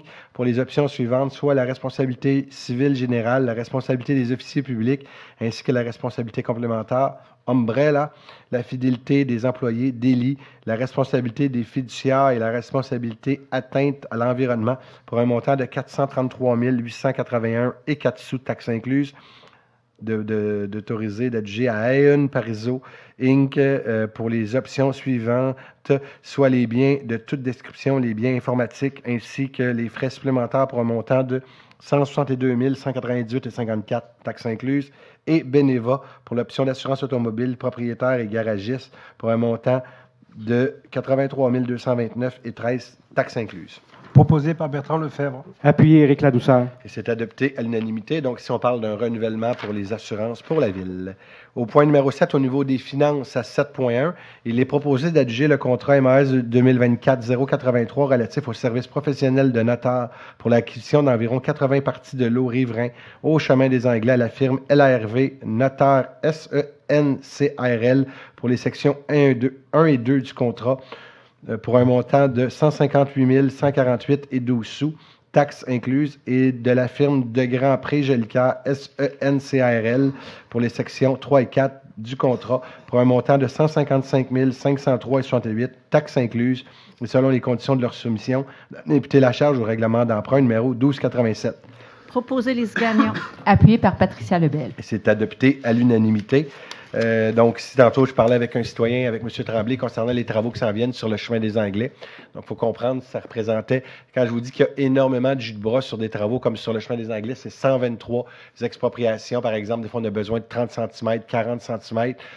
C'est énormément de négociations, de travail qui a été fait par le service du greffe à ma gauche et par les employés, les firmes aussi que la Ville a embauchées. Donc, merci, Mme la greffière. Je pense par vous. Je pense à Paul Ségal. Je pense à tous les gens là, de la Ville qui ont travaillé à cet égard-là. Donc, merci beaucoup pour votre excellent travail. Ça, c'est fait. 8, au niveau du génie, à 8.1, il est proposé d'autoriser les représentants de la Ville à signer les différentes ententes requises dans le cadre du projet de reconstruction du poste de pompage industriel et de la construction et la conduite, pardonnez-moi, de refoulement de la manière suivante. Jasmin Savard, directeur général de la Ville de Mascouche, ainsi que Nathalie Bohémier, greffière et directrice des services juridiques, a signé le document transmis par EXO intitulé « Permission de passage relatif à l'installation d'une conduite de refoulement des eaux usées ». On parle EXO, on parle du réseau de transport métropolitain. À Raphaël Bosséjour, directeur du service du génie a signé les documents transmis par l'entreprise Genesee et Wyoming. Ah oui, Wyoming. Excusez-moi quand je le lis. Genesee Wyoming Canada Incorporé, intitulé Demande d'installation de conduite souterraine sur la propriété du chemin de fer, ainsi que demande d'accès à l'entreprise ferroviaire, accès à entrepreneur, occupation de l'emprise ferroviaire, et les documents transmis par l'entreprise TC Énergie, intitulé Convention de franchissement, pipeline, service public, route, chemin de fer, ainsi que le consentement de remuement du sol dans la zone réglementaire. Ça prend un consentement. Proposé, Eugène Jolicoeur. Appuyé Lise Gagnon. C'est adopté à l'unanimité. Tantôt, on disait que c'était le maire, mais je n'ai pas signé ça. C'est M. Savard. Donc, quand M. Savard va l'avoir son bureau, c'est parce qu'il peut le signer. C'est ça que je dois comprendre. Merci. Mais 8.2, il est proposé d'autoriser une dépense. Ça ici, juste vous dire, c'est pour des travaux justement qui vont avoir lieu sur la conduite en avant de la gare. Donc, vous savez, on a vu plusieurs villes au Québec là, faire les manchettes parce qu'il manque d'eau. Donc, à Mascouche, tantôt, je parlais de la qualité de l'eau. Il faut s'assurer de bien distribuer l'eau. Donc, avant de repartir le développement, on veut s'assurer que nos stations de pompage, que tout est bien et à bon niveau pour repartir justement en fond de train la construction parce qu'il y a une réalité, il manque de logements aussi. Donc, on y travaille, soyez assurés. Mais aux endroits stratégiques, comme M. Tremblay disait tantôt, il faut construire pourtour des autoroutes, ça, je suis d'accord avec vous. Au pourtour des équipements de transport en commun, il faut s'assurer cependant d'avoir des transports en commun. Ça, c'est un autre débat. 8.2, il est proposé d'autoriser une dépense supplémentaire pour contingence de 10 de 700 000... Voyons? De 10 de 700, je recommence. Je ne sais pas ce que j'ai ce soir. Il est proposé d'autoriser une dépense supplémentaire pour contingence de 10 de 739 019 et 17 sous, incluant les taxes au contrat MAS 2023-084 adjugé à construction Genesis Inc. en vertu de la résolution 231-211-22 pour des travaux d'élargissement du boulevard Mascouche entre la Montée-Masson et Châteaubriand. Que cette autorisation est donnée à condition que cette dépense serve uniquement pour défrayer les coûts relatifs à des modifications accessoires de ce contrat, d'en imputer la charge au règlement d'emprunt 1311. Proposé Jean Jolicoeur. Et appuyé par Bertrand Lefebvre. Et c'est adopté à l'unanimité. Donc, des travaux qui vont bon train. Aujourd'hui, on nous disait, bon an, mal an, on pense que ces travaux vont être finis environ au mois de juillet. Donc, début juillet, on pense que ça va être pas mal terminé. Juste vous dire, tantôt, je remerciais la population de Léance. On le sait que ça fait beaucoup de travaux. Je suis obligé encore plus de vous remercier. Puis là, M. Tremblay ne sera peut-être pas content, mais on rentre la semaine prochaine et la semaine d'après, on rentre pour quelques semaines à l'intersection de la Montée-Masson et du boulevard Mascouche, parce que, comme je vous disais tantôt, on est tout en train de revoir vous allez pouvoir tourner en double. Donc, le but, c'est de faire une nouvelle ça soit beaucoup plus fluide. Mais comme mon ami disait si bien, avant de voir un beau papillon, il faut voir la chenille avant. La chenille est moins belle que le papillon. Donc, donnons la chance à la chenille d'éclore pour après ça voler et voir ce beau papillon. Merci beaucoup de votre tolérance à cet égard. Sans vous, ça serait difficile. La circulation ne sera pas totalement cancellée. Ça va être une voie de chaque côté. Ça va être un peu plus difficile, par exemple, un peu comme on avait fait l'avenue de l'Esplanade. Mais je peux vous dire, passer souvent sur l'avenue de l'Esplanade, ce n'est vraiment pas comparable à ce que c'était auparavant. Au niveau 9, informatique, rien à dire. Numéro 10, aménagement du territoire à 10.1, il est proposé d'adopter le règlement numéro 1103-73, modifiant le règlement de zonage numéro 1103 afin de rendre non applicables les dispositions concernant les distances séparatrices relatives à un immeuble protégé d'usage public dans les zones AD 630 et CON 104. Proposé Éric Ladouceur. Appuyé par Patricia Lebel. C'est adopté à l'unanimité. Donc, c'est un dossier qui vous avait déjà été présenté ici. Ça rend non applicable les distances séparatrices pour le lot du parc métropolitain du domaine seigneurial. Ça, c'est en lien avec ce que je vous disais tantôt concernant les sentiers qui s'en viennent, le projet. Donc, c'est un peu ce qui avait été présenté la dernière fois. 10.2, il est proposé d'adopter le règlement numéro 1103-74. Il est proposé d'adopter le règlement numéro 1103-74, modifiant le règlement de numéro 1103 de zonage afin d'apporter diverses modifications.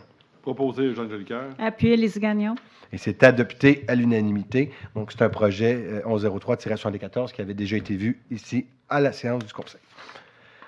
10.03, il est proposé d'adopter le règlement numéro 1198-10, modifiant le règlement 1198 sur les usages conditionnels afin d'autoriser l'usage du service d'entreposage dans certaines zones du secteur de la gare et de modifier les dispositions relatives aux maisons de répit et aux résidences pour personnes âgées. Proposé Éric Ladouceur. Appuyé Jean Jolicoeur. Et c'est adopté à l'unanimité. Donc, ça a déjà été présenté ici. Dans le fond, c'est pour permettre l'usage conditionnel de services d'entreposage dans le secteur de l'avenue de la Gare. Si, par exemple, quelqu'un avait un projet de bureau sur 2-3 étages, peut-être qu'on pourrait évaluer de mettre 1 ou 2 étages, parce que vous savez, la location d'entrepôt, présentement, c'est très recherché. Les gens, des fois, vendent leur maison, s'en vont dans des plus petites unités, puis ils veulent entreposer, puis il en manque. Donc, on ouvre nos horizons, puis on est déjà été approché pour ce type de commerce-là. Puis aussi, c'est pour mettre un maximum d'usagers dans une maison de répit, selon la capacité et selon le contexte du projet. Ça va toujours être revu, je pense, ici au Conseil. Hein, le nombre de... C'est ça l'objectif de cet égard-là, parce qu'avant, on avait un maximum. minimum. Des fois, il y a des grandes maisons, des plus petites maisons. Puis on le sait aussi qu'avec la réalité d'une génération une génération de boomers, disons, c'est une réalité, là. Les personnes âgées, il va falloir s'en occuper. Donc, il y a de plus en plus de projets privés dans des résidences qui veulent s'occuper de nos aînés. Donc, dans cette réalité-là, on veut ouvrir tous nos horizons pour regarder chacun des projets un à un. Ça va me donner le temps de me concentrer un peu, puis de boire de l'eau. Je vais céder la parole à M. Ladouceur pour l'avis de motion. Merci, M. le maire. Donc, je, Éric Ladouceur, donne avis de motion et dépose le projet de règlement numéro 907-4, modifiant le règlement numéro 907 sur les nuisances afin de modifier des dispositions relatives au bruit et autres dispositions diverses pour adoption à une prochaine séance ordinaire ou extraordinaire. Tantôt, quand je vous disais que ces projets-là avaient été vus à la dernière séance, là, on a un nouveau projet. On vote aujourd'hui l'avis de motion et le premier projet de règlement. Par la suite, je vais céder la parole à Mme Laurier. Donc, à 10 points. Oh, c'est tout de suite que vous le présentez? Allez-y, Madame la directrice, Mme Laurier. Merci. Donc, effectivement, le règlement sur les nuisances, je ne passerai pas tous les points parce qu'il y a plein de petits points qu'on modifie, mais dans les grandes lignes, là, on vient simplifier la gestion des nuisances relatives au bruit. Donc, ça, c'est par exemple quand on a des engins avec une thermopompe qui est défectueuse, qui fait beaucoup de bruit, puis que la personne ne fait rien. Donc, il y avait des dispositions qui étaient vraiment très spécifiques sur la façon de prendre les mesures sonores pour le service de l'urbanisme et du développement durable. Donc, ça nous empêchait en fait de faire correctement notre travail. On a eu un consultant aussi qui nous a dit qu'effectivement, il fallait revoir un peu cette procédure-là. Donc, c'est ce qu'on modifie à ce point-là. On vient ajouter une définition d'espèces exotiques floristiques envahissantes et un article aussi pour la destruction de ces plantes. Donc, auparavant, on avait plutôt un article général de mauvaises herbes, mais pas vraiment d'article qui venait cibler toutes les plantes envahissantes. Donc, le but, c'est vraiment de venir établir des balisitaires pour ce type de plantes-là et la façon la période pour les détruire. On vient modifier la définition des matières nuisibles. Donc, en fait, on vient élargir la définition là, pour englober certaines matières qui n'étaient pas nommées explicitement, donc qui peuvent poser des enjeux. Au niveau du service, nous, ça simplifie l'émission des constats d'infraction lorsque requis. Donc, je vous donne quelques exemples. Ça peut être, par exemple, des palettes de bois ou de plastique, des carcasses d'automobiles. On a remplacé ça par carcasses de véhicules pour être plus englobant. Donc, c'est ce genre de choses qu'on a ajouté à la définition. On a aussi simplifié la définition de qu'est-ce qu'un véhicule nuisible. Donc, auparavant, c'était très restrictif. Là. Il y avait une question d'âge du véhicule et d'immatriculation, ce qui rendrait pratiquement impossible les actions du service. Donc, évidemment, on voit là, quand c'est une carcasse de véhicule ou un véhicule qui n'est clairement pas en état de fonctionner, on peut intervenir maintenant. Et en fait, ajouter une précision sur l'eau de piscine. Dans le fond, on avait un article général sur l'eau stagnante. On vient maintenant créer un article spécifique sur le moment de l'année où on doit filtrer l'eau de la piscine. Donc, ça, en fait, on vient s'arriver. Il y a plusieurs autres villes qui ont déjà cette réglementation-là. Donc, entre le 1er juin et le 15 septembre, il faudra que l'eau soit filtrée. Et il y a d'autres choses, comme je vous dis, là, qui sont de nature similaire, là, qu'on vient corriger dans le règlement. Vous avez aussi l'échéancier du règlement. Donc, en fait, ce soir, c'est un projet de règlement, puis ça nous mènera à une adoption là, pour la séance du 13 mai, une entrée en vigueur prévue vers le 15 mai. Merci beaucoup, Mme Laurier. À 10.5, donc, il est proposé d'approuver et d'autoriser les plans d'implantation d'intégration architecturale. C'est toutes des PIA. Donc, tout d'abord, la modification numéro 1.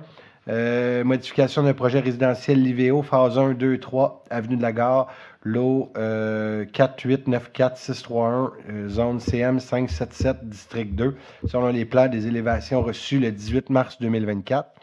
La deuxième, une construction d'un bâtiment principal. La Légion canadienne, Royale canadienne, je vois d'ailleurs des gens que je ne vous ai pas vus quand je suis rentré, je suis content de vous voir, content que vous soyez ici aujourd'hui.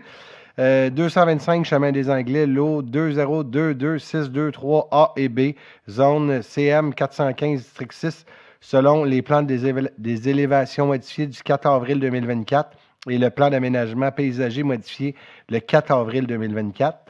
Troisièmement, modification d'un bâtiment principal et de modification d'une aire de stationnement et son aménagement paysager, le 3601 avenue de la Gare, lot 6509383, zone IA 143, district 2, selon les plans d'implantation et des élévations du 9 et du 26 février 2024.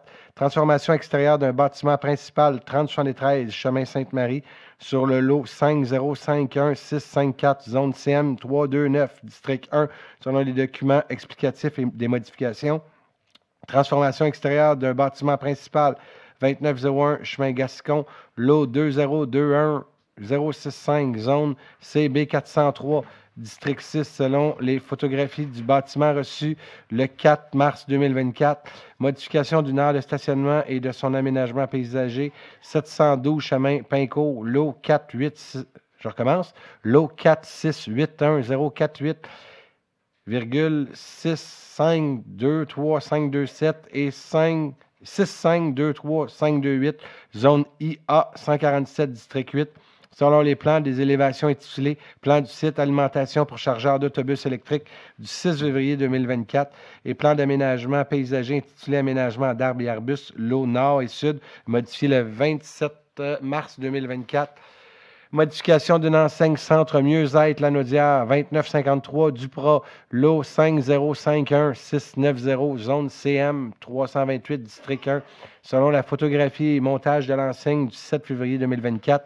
Installation d'une enseigne Renault Prestige Gus, 186 chemin Payco, lot 2021708, zone IA 448, district 6. Selon les plans de l'enseigne du 15 février 2024.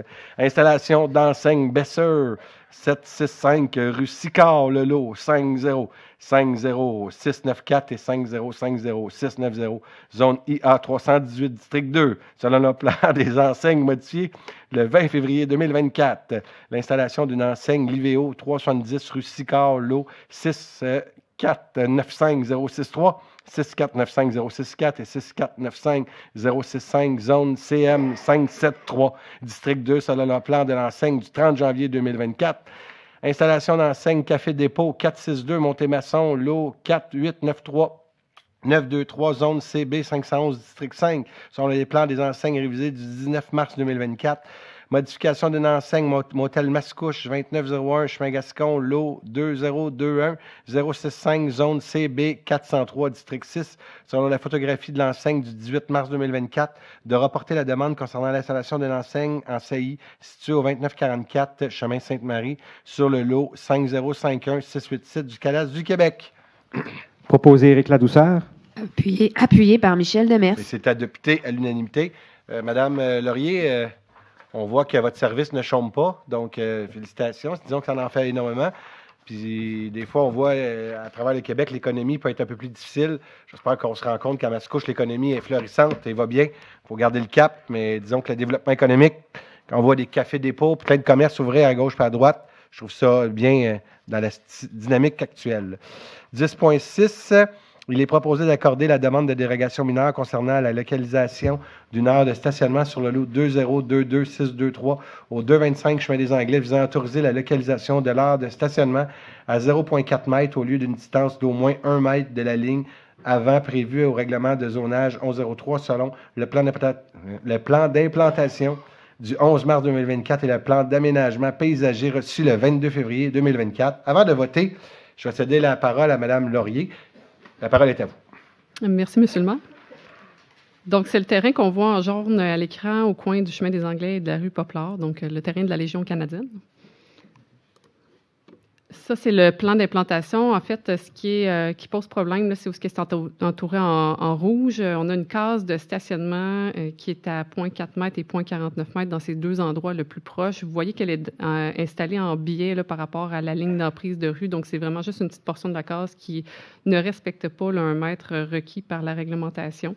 Donc, en fait, dans ce projet-là, il y avait déjà eu des plans d'approuvé en 2020, mais finalement, le projet n'a pas eu lieu. Donc, entre-temps, il aurait fallu modifier le projet à cause du chemin d'urbanisation, à cause du projet d'urbanisation du chemin des Anglais, pardon. Donc, ça nous a forcé à acquérir un peu d'emprise. C'est pour ça, là, en fait, que cette case-là, maintenant, pose un enjeu. Dans ce dossier-là, on a une recommandation favorable du comité consultatif d'urbanisme qui a analysé le dossier. Donc, est-ce qu'il y a des gens qui sont concernés par cette demande, qui sont en désaccord?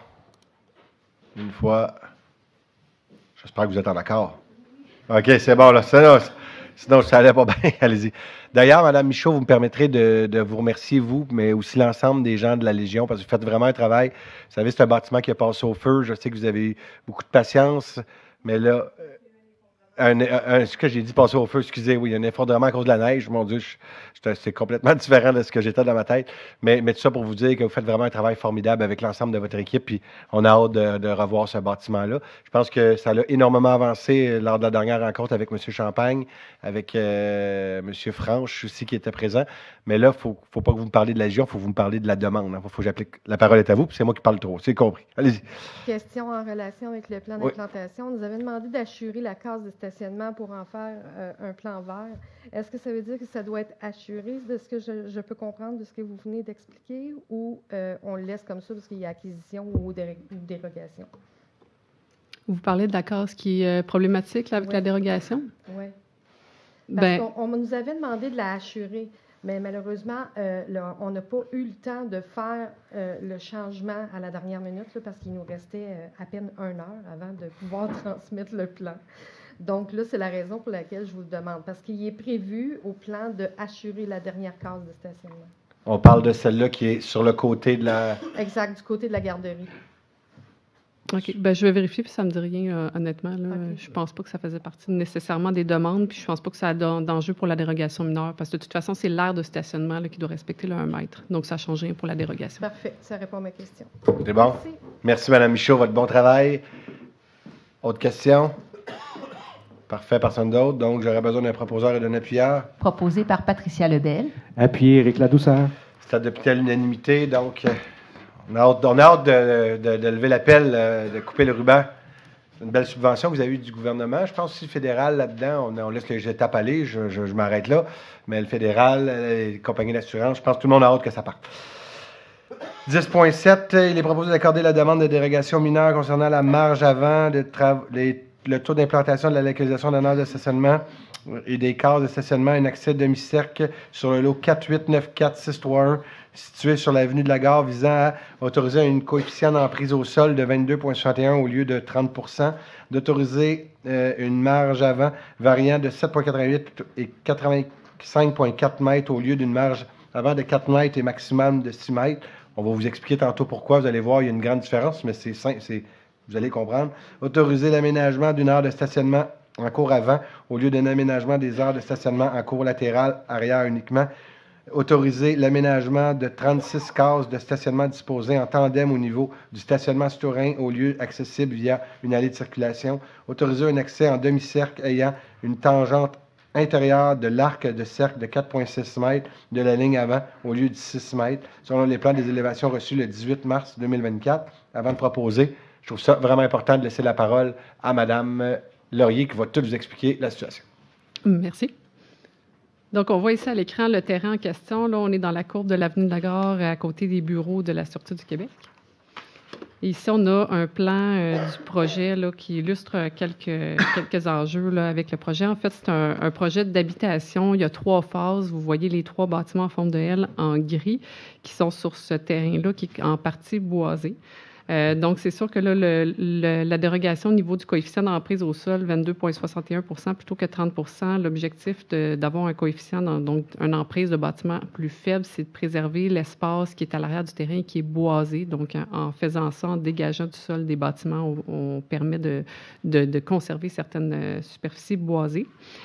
Aussi, ce qu'il faut comprendre, il y a une ligne turquoise là, sur le petit croquis que vous voyez. Donc, en fait, c'est ce qui est au sens de la réglementation et selon les définitions qu'on a, un mur avant. Donc, ça fait en sorte que dans ce projet-là, à cause de la configuration des bâtiments, c'est comme s'il y avait une très, très grande cour avant. Donc, c'est pour ça, là, la dérogation au niveau de la marge avant qui est très élevée, là, à 85,4 mètres, c'est qu'en fait, il faut qu'on considère vraiment la portion la plus éloignée de la ligne turquoise avec la rue. Donc, c'est un petit peu absurde en quelque sorte de traiter ça comme un mur avant, alors que ce n'est pas les phases de bâtiment qui sont nécessairement en relation avec la rue.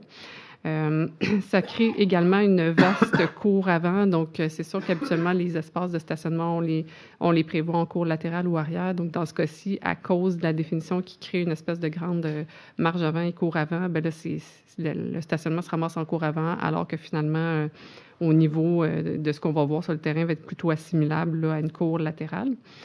Pour l'entrée en demi-cercle, c'est l'espèce d'ovale là, que vous voyez là, sur le plan là, qui est encerclé. Donc, en fait, c'est comme une entrée en U. La réglementation traite des entrées en U, mais dans une optique un peu d'une maison. Là. Donc, on n'a pas vraiment des normes adaptées pour quand c'est pas pour une maison résidentielle, mais que c'est pour un projet d'habitation de haute densité. Donc, l'arc, en fait, de cette entrée-là va être à 4 mètres. Ça veut dire entre la ligne de terrain et la bordure de cette allée-là, il y a 4 mètres au lieu de 6 mètres. Par contre, c'est pas... il n'y a pas d'enjeu là, au niveau de la sécurité, il n'y a pas d'enjeu au niveau de l'esthétisme non plus, là, ce qui est généralement ce que la norme cherche à contrôler.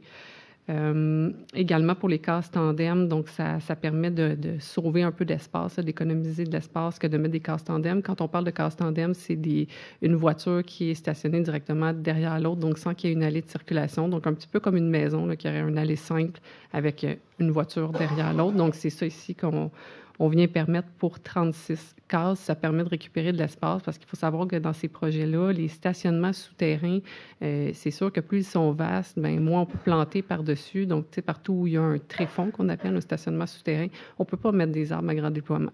Donc, en réduisant un petit peu l'espace de ce tréfonds-là, bien, ça nous permet à la fois de conserver l'espace boisé dont je vous parlais tantôt en fond de terrain, mais aussi de conserver d'autres endroits sur le terrain où il n'y aura pas de limitation à la plantation. Donc, ça fait en sorte qu'on va être capable d'avoir de la végétation là, à grand déploiement un petit peu partout sur le site et d'avoir un projet qui est plus intéressant. Donc, pour toutes ces raisons-là, en fait, on a également une recommandation favorable du comité consultatif d'urbanisme qui a analysé le projet là, de fond en comble. Donc, je trouve ça important, là, quand vous regardez la ligne gauche, vous avez une ligne au fond, c'est de là le 85,4 mètres au lieu du 4 mètres. C'est pour ça que je trouvais que ça avait une grande différence, mais c'était important que vous le compreniez. Donc, c'est pas un passe-droit, au contraire, c'est que de la manière que c'est expliqué, ça a plein de sens en soi. Donc, s'il y a des gens qui sont concernés par cette demande, c'est le temps de venir prendre la parole 1 fois, 2 fois, 3 fois. Je ne vois pas personne, donc j'aurai besoin d'un proposeur et d'un appuyeur, s'il vous plaît. Proposer Éric Ladouceur. Appuyé Jean Jolicoeur. Et c'est adopté à l'unanimité. 10.8, il est proposé d'accorder la demande de dérogation mineure concernant la marge avant du lot 6275888 situé au 96 Montémasson, visant à autoriser une marge de 6,62 mètres au lieu de la distance maximale de 6 mètres selon le certificat de localisation du 16 décembre 2022. Avant de proposer, Mme Laurier, je vais vous céder la parole. Merci. Donc, c'est le terrain qui est en jaune, c'est 96 Masson. On est un petit peu au sud de l'avenue de l'Esplanade, donc là où il y a le magasin Trévi. Donc, ça concerne évidemment le bâtiment du magasin Trévi. Donc, en fait, lors de la construction, il y a eu une erreur d'implantation du bâtiment. Donc, on a dépassé un petit peu la marge avant maximale. On est entre 6,21 et 6,62 mètres. Donc, il est en plus un petit peu de biais là, avec la ligne d'emprise de rue, même si ça ne paraît pas vraiment quand on le regarde de la rue. Donc, nous, on doit donner une dérogation pour 62 cm de trop, là, soit la marge la plus élevée entre les deux. Étant donné qu'il s'agit d'une erreur d'implantation de bonne foi et qu'il n'y a pas d'impact négatif là, de cette erreur d'implantation, on a une recommandation favorable du comité consultatif d'urbanisme qui a analysé le projet. S'il y a quelqu'un qui veut prendre la parole sur le 62 cm, 1 fois, 2 fois, personne. Donc, j'ai besoin d'un proposeur et d'un appuyeur. Proposer Éric Ladouceur. Appuyer les gagnants. Et c'est adopté à l'unanimité. 10.9, il est proposé d'accorder la demande de dérogation mineure concernant la localisation des équipements électriques qui est d'un bâtiment accessoire à l'absence de bordure sur le lot 4681048 6523527 6523528 au 712 chemin Pinco visant à autoriser un poste BT assimilable à un bâtiment accessoire en cours avant au lieu que le bâtiment accessoire soit situé dans l'espace constructible correspondant aux normes d'implantation de la zone IA 147, d'autoriser l'absence de bordure au pourtour de l'art de stationnement au lieu de la présence d'une bordure de béton pour les aires de stationnement de 10 cases et plus, d'autoriser l'aménagement des équipements électriques en cours avant au lieu que l'aménagement des équipements électriques soit en cours latéral et arrière uniquement, selon les conditions énumérées à la recommandation numéro 24-03-036 du procès-verbal du CCU du 20 mars 2024 et selon les plans des élévations du 8 février 2024 et le plan d'aménagement paysager du 20 mars 2024, de refuser la demande de dérogation mineure concernant la densité minimale d'arbres sur les lots 4681048, 6523527 et 6523528. Avant de proposer, je pense qu'il y a une présentation de la part de Mme Stéphanie Laurier. Oui, merci, M. le maire. Donc, on voit ici la propriété en jaune en question, qui est 712 chemin Pincourt. Donc, c'est situé entre l'intersection de la rue Normandie et de Bois-Franc, donc proche d'un espace qui est boisé présentement. Donc, on voit ici le plan de site. Donc, c'est un site qui est utilisé là, pour des autobus de transport scolaire. Donc, en fait, le but du projet, c'est d'électrifier les autobus. Donc, c'est sûr que ça nécessite l'implantation de multiples équipements électriques, dont certains qui doivent être installés dans un bâtiment accessoire, là, ce qui est assimilé à un bâtiment accessoire qui serait situé en cour avant, là où on voit l'ovale turquoise sur le plan que vous voyez à l'écran. Donc, en fait, c'est sûr que plus on éloigne ces équipements électriques de la ligne d'alimentation électrique, plus ça coûte cher. C'est des fils qui sont des câbles qui sont excessivement gros. Donc, c'est sûr que c'est un enjeu. Puis, de toute façon, dans ce projet-là, c'est des autobus scolaires. Donc, si ce n'est pas des équipements électriques, c'est des autobus scolaires qui seraient en avant, là, ce qui n'est pas nécessairement une plus-value. Aussi, pour la question de bordure, c'est ça, d'habitude, on met des bordures soit pour gérer l'eau pluviale ou bien pour éviter que ça casse l'asphalte aux bordures, mais dans ce cas-ci, il y a des équipements électriques tout autour là, de l'espace, l'air, où il y aura des autobus. Donc, il n'y a pas de plus-value à avoir des bordures dans ce contexte-là aussi avec des autobus scolaires. Pour toutes ces raisons, on a une recommandation favorable du comité consultatif d'urbanisme avec une recommandation, par contre, d'aménager une bande tampon entre la ligne avant du terrain et les aménagements proposés. Donc, ce faisant, ça permettrait de venir planter les arbres qui manquent, parce qu'il faut savoir que pour les arbres, on n'a pas besoin d'avoir des érables nécessairement. Ça peut être des arbres de plus petits gabarits qui sont plantés, étant donné la présence de la ligne électrique, là, évidemment, le bon arbre au bon endroit. Donc, cette dérogation-là, par contre, a une recommandation défavorable du comité consultatif d'urbanisme. Merci beaucoup. Donc, vous comprenez ici qu'on parle du dossier des autobus sur le chemin des Anglais. Pour désengorger le chemin des Anglais, il faut qu'ils se relocalisent, il faut les mettre à quelque part, nos autobus. C'est ça qui amène nos jeunes à l'école, comme on dit. Donc, l'endroit qui a été ciblé, personne ne court après ça dans sa ville, personne ne les veut, mais il faut les mettre à quelque part si on veut s'occuper de nos enfants pour qu'ils puissent se rendre à l'école en toute sécurité. Donc, c'est l'endroit le plus stratégique qu'on a trouvé, bien sûr, avec le propriétaire. Je remercie d'ailleurs la collaboration du propriétaire. Pour revenir à la demande de dérogation, s'il y a des gens qui veulent prendre la parole, c'est le temps, qui sont concernés. Une fois, deux fois, trois fois. Donc, s'il n'y a pas personne, j'aurais besoin d'un proposeur et d'un appuyeur. Proposé par Patricia Lebel. Appuyé Éric Ladouceur. Et c'est adopté à l'unanimité. Merci aussi à notre monsieur qui travaille au développement économique, monsieur Savard. Donc, je sais que ça a été un dossier, c'était une orientation importante de la part du conseil de relocaliser les autobus à l'extérieur du chemin des Anglais pour le désengorger, justement. Parce que vous savez, on est toujours pogné des fois dans ces bassins-là, parce que quand les autobus décident de tout sortir en même temps. Je regarde les gens de la Légion, si vous arrivez en arrière d'un paquet d'autobus, des fois, c'est pas évident. Donc, l'objectif, c'est de les relocaliser à un endroit un peu plus stratégique sur notre territoire. Puis, il y a une super de belle collaboration de la part de l'entreprise en question. Donc, merci à Martin Philippe, à Philippe Despins, puis bien sûr à l'entreprise en question. 10.10, il est proposé d'accorder la demande d'usage conditionnel afin d'autoriser l'occupation partielle du bâtiment principal pour un usage de transformation de mousse pour le lot 4891984 au 3300 avenue de la Gare, sous réserve des conditions énumérées à la recommandation portant le numéro 2403041 du CCU pour en faire partie intégrante intégrante et selon la lettre explicative du 22 décembre 2023 et le plan démontrant le local occupé révisé du 9 septembre 2022. OK. Parfait. Parfait, avec ce que je viens de dire. Il y a une présentation. Allez-y. Merci. J'attendais de me faire interpeller. Donc, ici, on voit la bâtisse en question, là, où il y aurait l'usage. C'est dans un des locals qui est en arrière, par contre, c'est pas directement où il y a la façade. On est sur l'avenue de la Gare, en fait, entre la voie ferrée et Louis Blériot. Donc, l'usage en question, c'est un usage de transformation de mousse. En fait, ils reçoivent des espèces de gros blocs de mousse et ensuite, ils les découpent selon la forme voulue et ils les renvoient. Donc, c'est ça l'usage de transformation de mousse en question. On parle d'une superficie de 2415 mètres carrés dans le bâtiment principal d'un hangar de 1948 mètres carrés qui serait utilisé à cette fin de transformation de mousse. Merci beaucoup. Est-ce qu'il y a des gens qui sont concernés par cette demande? Je pense que je vous donne le goût de revenir dans une séance du conseil, hein? C'est bon? Donc, s'il n'y a pas de questions, j'aurais besoin d'un proposeur et d'un appuyeur. Proposer Éric Ladouceur. Appuyé Jean Jolicoeur. Et c'est adopté à l'unanimité. Donc, encore une fois, dans notre Centroparc, là, ceux qui ont la chance, vous avez vu un gros bâtiment qui est en construction présentement, le siège social de Mondou. L'économie mascouchoise, disons, qui est un rôle à fond de train. Et ça crée des emplois de qualité. Encore une autre petite entreprise. Il n'y a jamais de petite entreprise à Mascouche. Tous les gens créent de l'emploi, puis c'est le fun, ça crée de la dynamique. Puis, tantôt, M. Tremblay le disait, si on est capable de créer de l'emploi chez nous, puis que les gens prennent moins l'autoroute, bien, ça leur permet de se rendre un peu plus rapidement à la maison. Point numéro 11, environnement et développement durable, il n'y a pas de point. Numéro 12, service de police.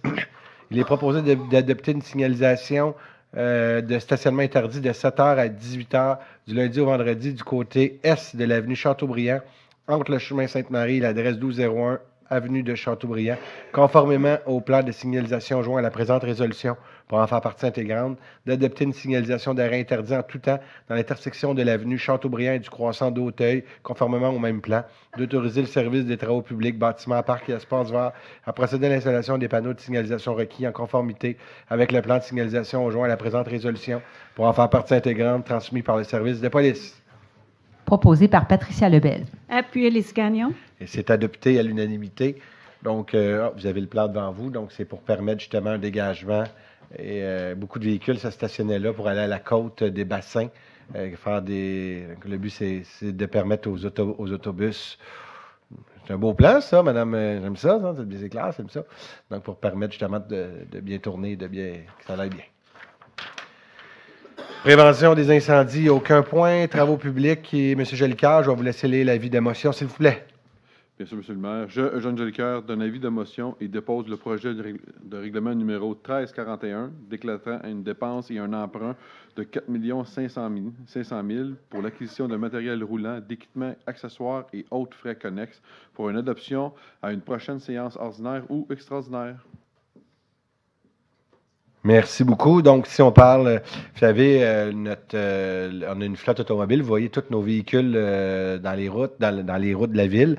Bien, année après année, on change des véhicules. Ça, de mémoire, le 4,5 millions, il est pour 2 ou 3 ans. Donc, c'est vraiment pour 3 ans.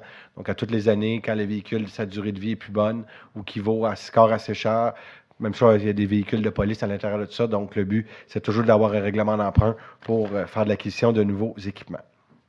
14.2, il est proposé d'adjuger le contrat MAS 2024-016 relatif à la fourniture de béton bitumineux pour la période de 12 mois se terminant le 30 avril 2025, correspondant au lot 1 asphalte estival au plus bas soumissionnaire conforme selon la règle d'adjudication établie dans les documents d'appel d'offres, soit Sintra Inc., Région Lanaudière-Laurentide, pour un montant de 154 076 $ et 50 sous, toute taxe comprise sur la base de la soumission déposée des documents d'appel d'offres. Proposez les Gagnon. Appuyé Jean Jolicoeur. C'est adopté à l'unanimité. 14.3, il est proposé d'adjuger le contrat MAS 2024-070 relatif aux travaux de marquage de chaussée pour les lots A et B pour l'année 2024 au plus bas soumissionnaire conforme, soit ligne FIT, Inc. pour un montant de 140 377 et 11 sous, toutes taxes comprises pour le lot A et pour le lot et au montant de 134 445 et 7 sous, toutes taxes comprises pour le lot B sur la base de la soumission déposée des documents d'appel d'offres. Proposé Jean Jolicoeur. Appuyez les Gagnon. C'est adopté à l'unanimité. Ressources humaines, il est proposé de prendre acte des informations transmises et d'approuver le rapport de la directrice des ressources humaines daté du 2 avril 2024 concernant des nominations des embauches, une fin d'emploi et l'embauche de surveillants de parc pour l'été 2024. Proposé par Patricia Lebel. Appuyez les Gagnon. Et c'est adopté à l'unanimité. Donc, on souhaite la bienvenue des embauches à Mme Stéphanie Bertin, étudiante en aménagement du territoire, Émile Nadeau et Carl Blain, policiers surnuméraires temporaires, et Éric Bourron, étudiant en géomatique Alexia Spinello, une assistante chargée de projet au génie et les 20 surveillants de parc. Et on souhaite bonne chance dans le futur projet de M. Jean-Charles Archambault. 15.2, il est proposé d'approuver le rapport de la directrice du service des ressources humaines daté du 8 avril 2024 concernant une embauche. Proposé Éric Ladouceur. Appuyé par Patricia Lebel. Et c'est adopté à l'unanimité. Donc, si on parle de Achour Amimed, donc un agent aux approvisionnements et à la gestion des comptes, service des finances, on vous souhaite la bienvenue. 15.3, il est proposé d'entériner la recommandation du directeur général en lien avec la réseau dossier réseau RH DISC 2024-0422-01 et ce rétroactivement au 9 avril 2024. Proposé Patricia Lebel. Appuyé Eugène Jolicoeur. C'est adopté à l'unanimité. 15.4, il est proposé d'approuver le contrat de travail entre la Ville de Mascouche et M. François Gosselin, par lequel la Ville retient les services de ce dernier pour agir à titre de directeur principal à la direction de l'environnement et de la gestion des actifs à compter ouvert le 26 mars 2024, d'autoriser le directeur général et la directrice de service des ressources humaines à signer le dit contrat pour et au nom de la Ville de Mascouche. Proposé par Patricia Lebel. Appuyé Éric Ladouceur. Et c'est adopté à l'unanimité.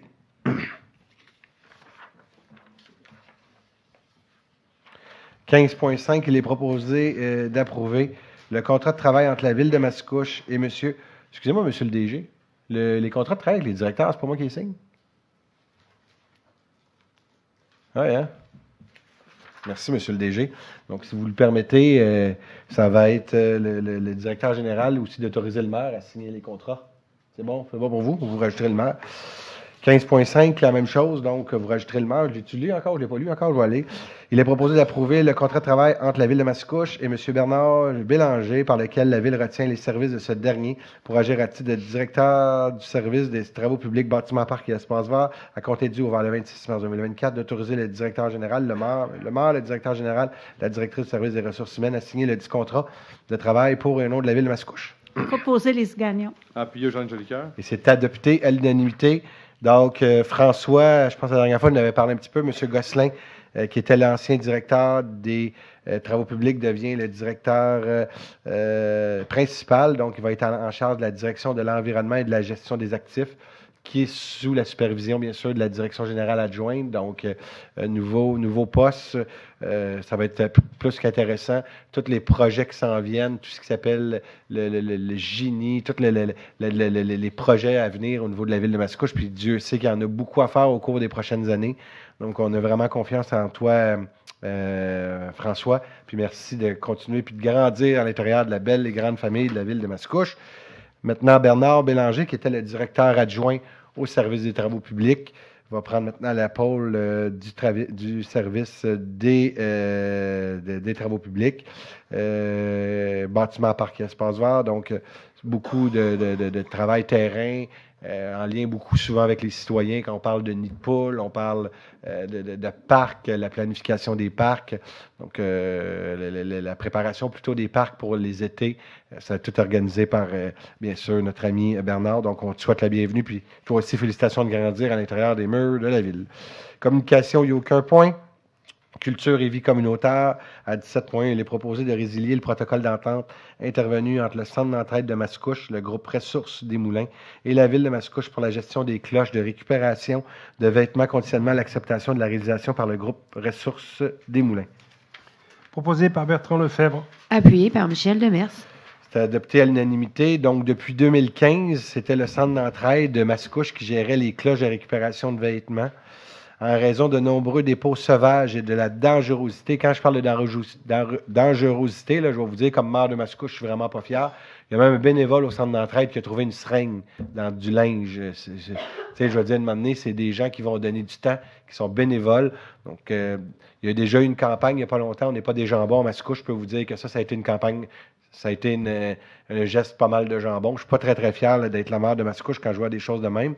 Maintenant que c'est dit, soyez assurés d'une chose, c'est que les gens, le centre d'entraide va continuer à faire suivre des sacs de vêtements au groupe de ressources des moulins. Puis de l'autre chose, si vous pouvez aller porter, si vous avez du linge, des jouets, des choses que vous ne voulez pas réutiliser.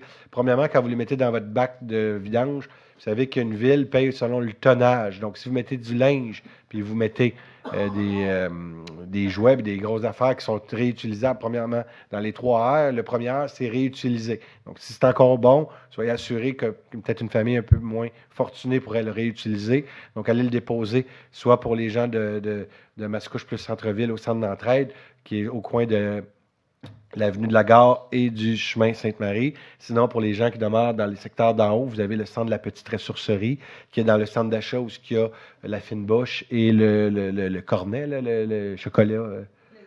Plaisir chocolaté, merci beaucoup. Donc, allez très certainement les porter là parce qu'ils en ont pareil de besoin. C'est pas parce qu'ils ne le voulaient pas, ce linge-là. C'est plus parce que là, les bénévoles commençaient à se plaindre que le monde mettait vraiment n'importe quoi. Fait que vous allez voir toutes ces cloches-là qui étaient, il y en avait 14 de mémoire sur l'ensemble du territoire mascouchois, vont être retirées. Donc, il va falloir aller le déposer là-bas directement, mais au moins, ils vont pouvoir avoir une vérification beaucoup plus diligente de ce qu'il va avoir à l'intérieur de ça. C'était ma montée de lait. 17.2, il est proposé de modifier le ratio des heures de glace supportées par la ville de Mascouche à 1 heure par 11,5 participants pour les activités de ringuette et de hockey féminin, ainsi que par 1 heure par 9 participants pour le patinage de vitesse et le patinage artistique. Proposé par Michel Demers. Et appuyé par Bertrand Lefebvre. J'ai bien dit hockey féminin et masculin, là, pour être certain. Donc, pour le hockey, juste que ça soit clair. Donc, c'est adopté à l'unanimité. Donc, ça, bien sûr, c'est une subvention que la ville donne, mais les ratios, les heures coûtent de plus en plus cher, des villes en donnent davantage. Mais je peux vous dire, quand j'ai regardé les nouvelles en fin de semaine, je peux vous dire que je suis pas mal fier du temps et de la participation financière de la ville de Mascouche dans les participations des sports de glace, parce qu'on voit que dans d'autres villes, disons que ça ne va peut-être pas aussi bien qu'à Mascouche. 18 aides financières et appui aux organismes. À 18.1, il est proposé d'octroyer la somme de 500 $ au magasin Solidarité dans le cadre des campagnes de financement 2024-25. Proposé par Patricia Lebel. Appuyé Jean Jolicoeur. Et c'est adopté à l'unanimité. Donc, l'objectif de l'organisme, c'est de soutenir 600 jeunes sur le territoire de la MRC des Moulins. Ça s'en va pour des sacs à dos. On remet à l'intérieur ils remettent à l'intérieur de tout ça des souliers, puis des livres, puis vraiment pour avoir un accueil plus que favorable lors de la prochaine rentrée scolaire. On en donne à toutes les années. Cette année, par exemple, habituellement, on le donnait par la MRC des Moulins. Puis cette année, les deux villes, on a décidé de le donner chacun, mais ils font vraiment un travail formidable. Puis il y a d'autres organismes, Mme Gagnon nous en faisait part, l'Église de la Cité sur le chemin des Anglais. On est vraiment une communauté, tantôt je le disais, tissée serrée à Mascouche. Les gens aident vraiment le prochain. Donc, bravo pour toute votre implication, tous ces organismes. À 18.2, il est proposé d'octroyer une aide financière au montant de 100 $ à Eclipse, le groupe vocal, afin de lui permettre de présenter le concert le 4 mai prochain. Proposé par Bertrand Lefebvre. Appuyé par Michel Demers. C'est adopté à l'unanimité. Et finalement, à 18.3, il est proposé d'octroyer un montant de 2 000 $ à la Fondation pour l'encouragement scolaire afin de lui permettre de poursuivre sa mission de soutien à la persévérance scolaire. Proposé par Michel Demers. Et appuyé par Bertrand Lefebvre. C'est adopté à l'unanimité. Ceux qui connaissent tout notre Roger Brulotte International, donc c'est la fondation de Roger Brulotte, qui est un citoyen de la MRC des Moulins. C'est une des rares fondations que M. Ladouceur nous le dit souvent. Il y a 0 % qui s'en va dans des frais d'employés. Donc, c'est tous des gens bénévoles qui se donnent à l'intérieur de ça. Et ça, c'est pour permettre des fois, par exemple, les écoles pour l'encouragement scolaire. Et, par exemple, une année, il y avait des élèves qui avaient besoin de changer un instrument de musique. Vous savez, comme c'est fait des fois, l'État québécois, il n'y a pas toujours nécessairement de l'argent disponible pour ce type, mais il y a beaucoup de demandes, des fois des sorties d'école, des jeunes plus en difficulté. Donc, c'est vraiment puis il y a 0 %. Donc, c'est une façon comme une autre de la ville. Mais il y a vraiment une solidarité de toutes les villes. Puis Roger Brulotte, vous le connaissez tous, il est capable de se mobiliser puis sensibiliser l'ensemble des villes. Donc, il va chercher un petit montant, puis il fait un tournoi de golf aussi au Mirage pour l'encouragement scolaire. Donc, il se mobilise beaucoup de monde alentour de lui pour atteindre. Il ramasse énormément d'argent. De mémoire, c'était pas loin du 2 millions qui était rendu depuis qui redonne à la communauté. Donc, c'est vraiment un don de soi. Et un don de lui. Donc, merci beaucoup à Roger Brulotte. Je te salue, Roger. Je suis certain que tu écoutes nos séances du conseil, mais merci de ton implication. Maintenant, on est rendu à la deuxième période des questions. Juste me faire part, vous posez la question en lien avec quel point pour qu'on puisse se retrouver dans nos Point. La parole est aux citoyens, si bien sûr vous avez des questions.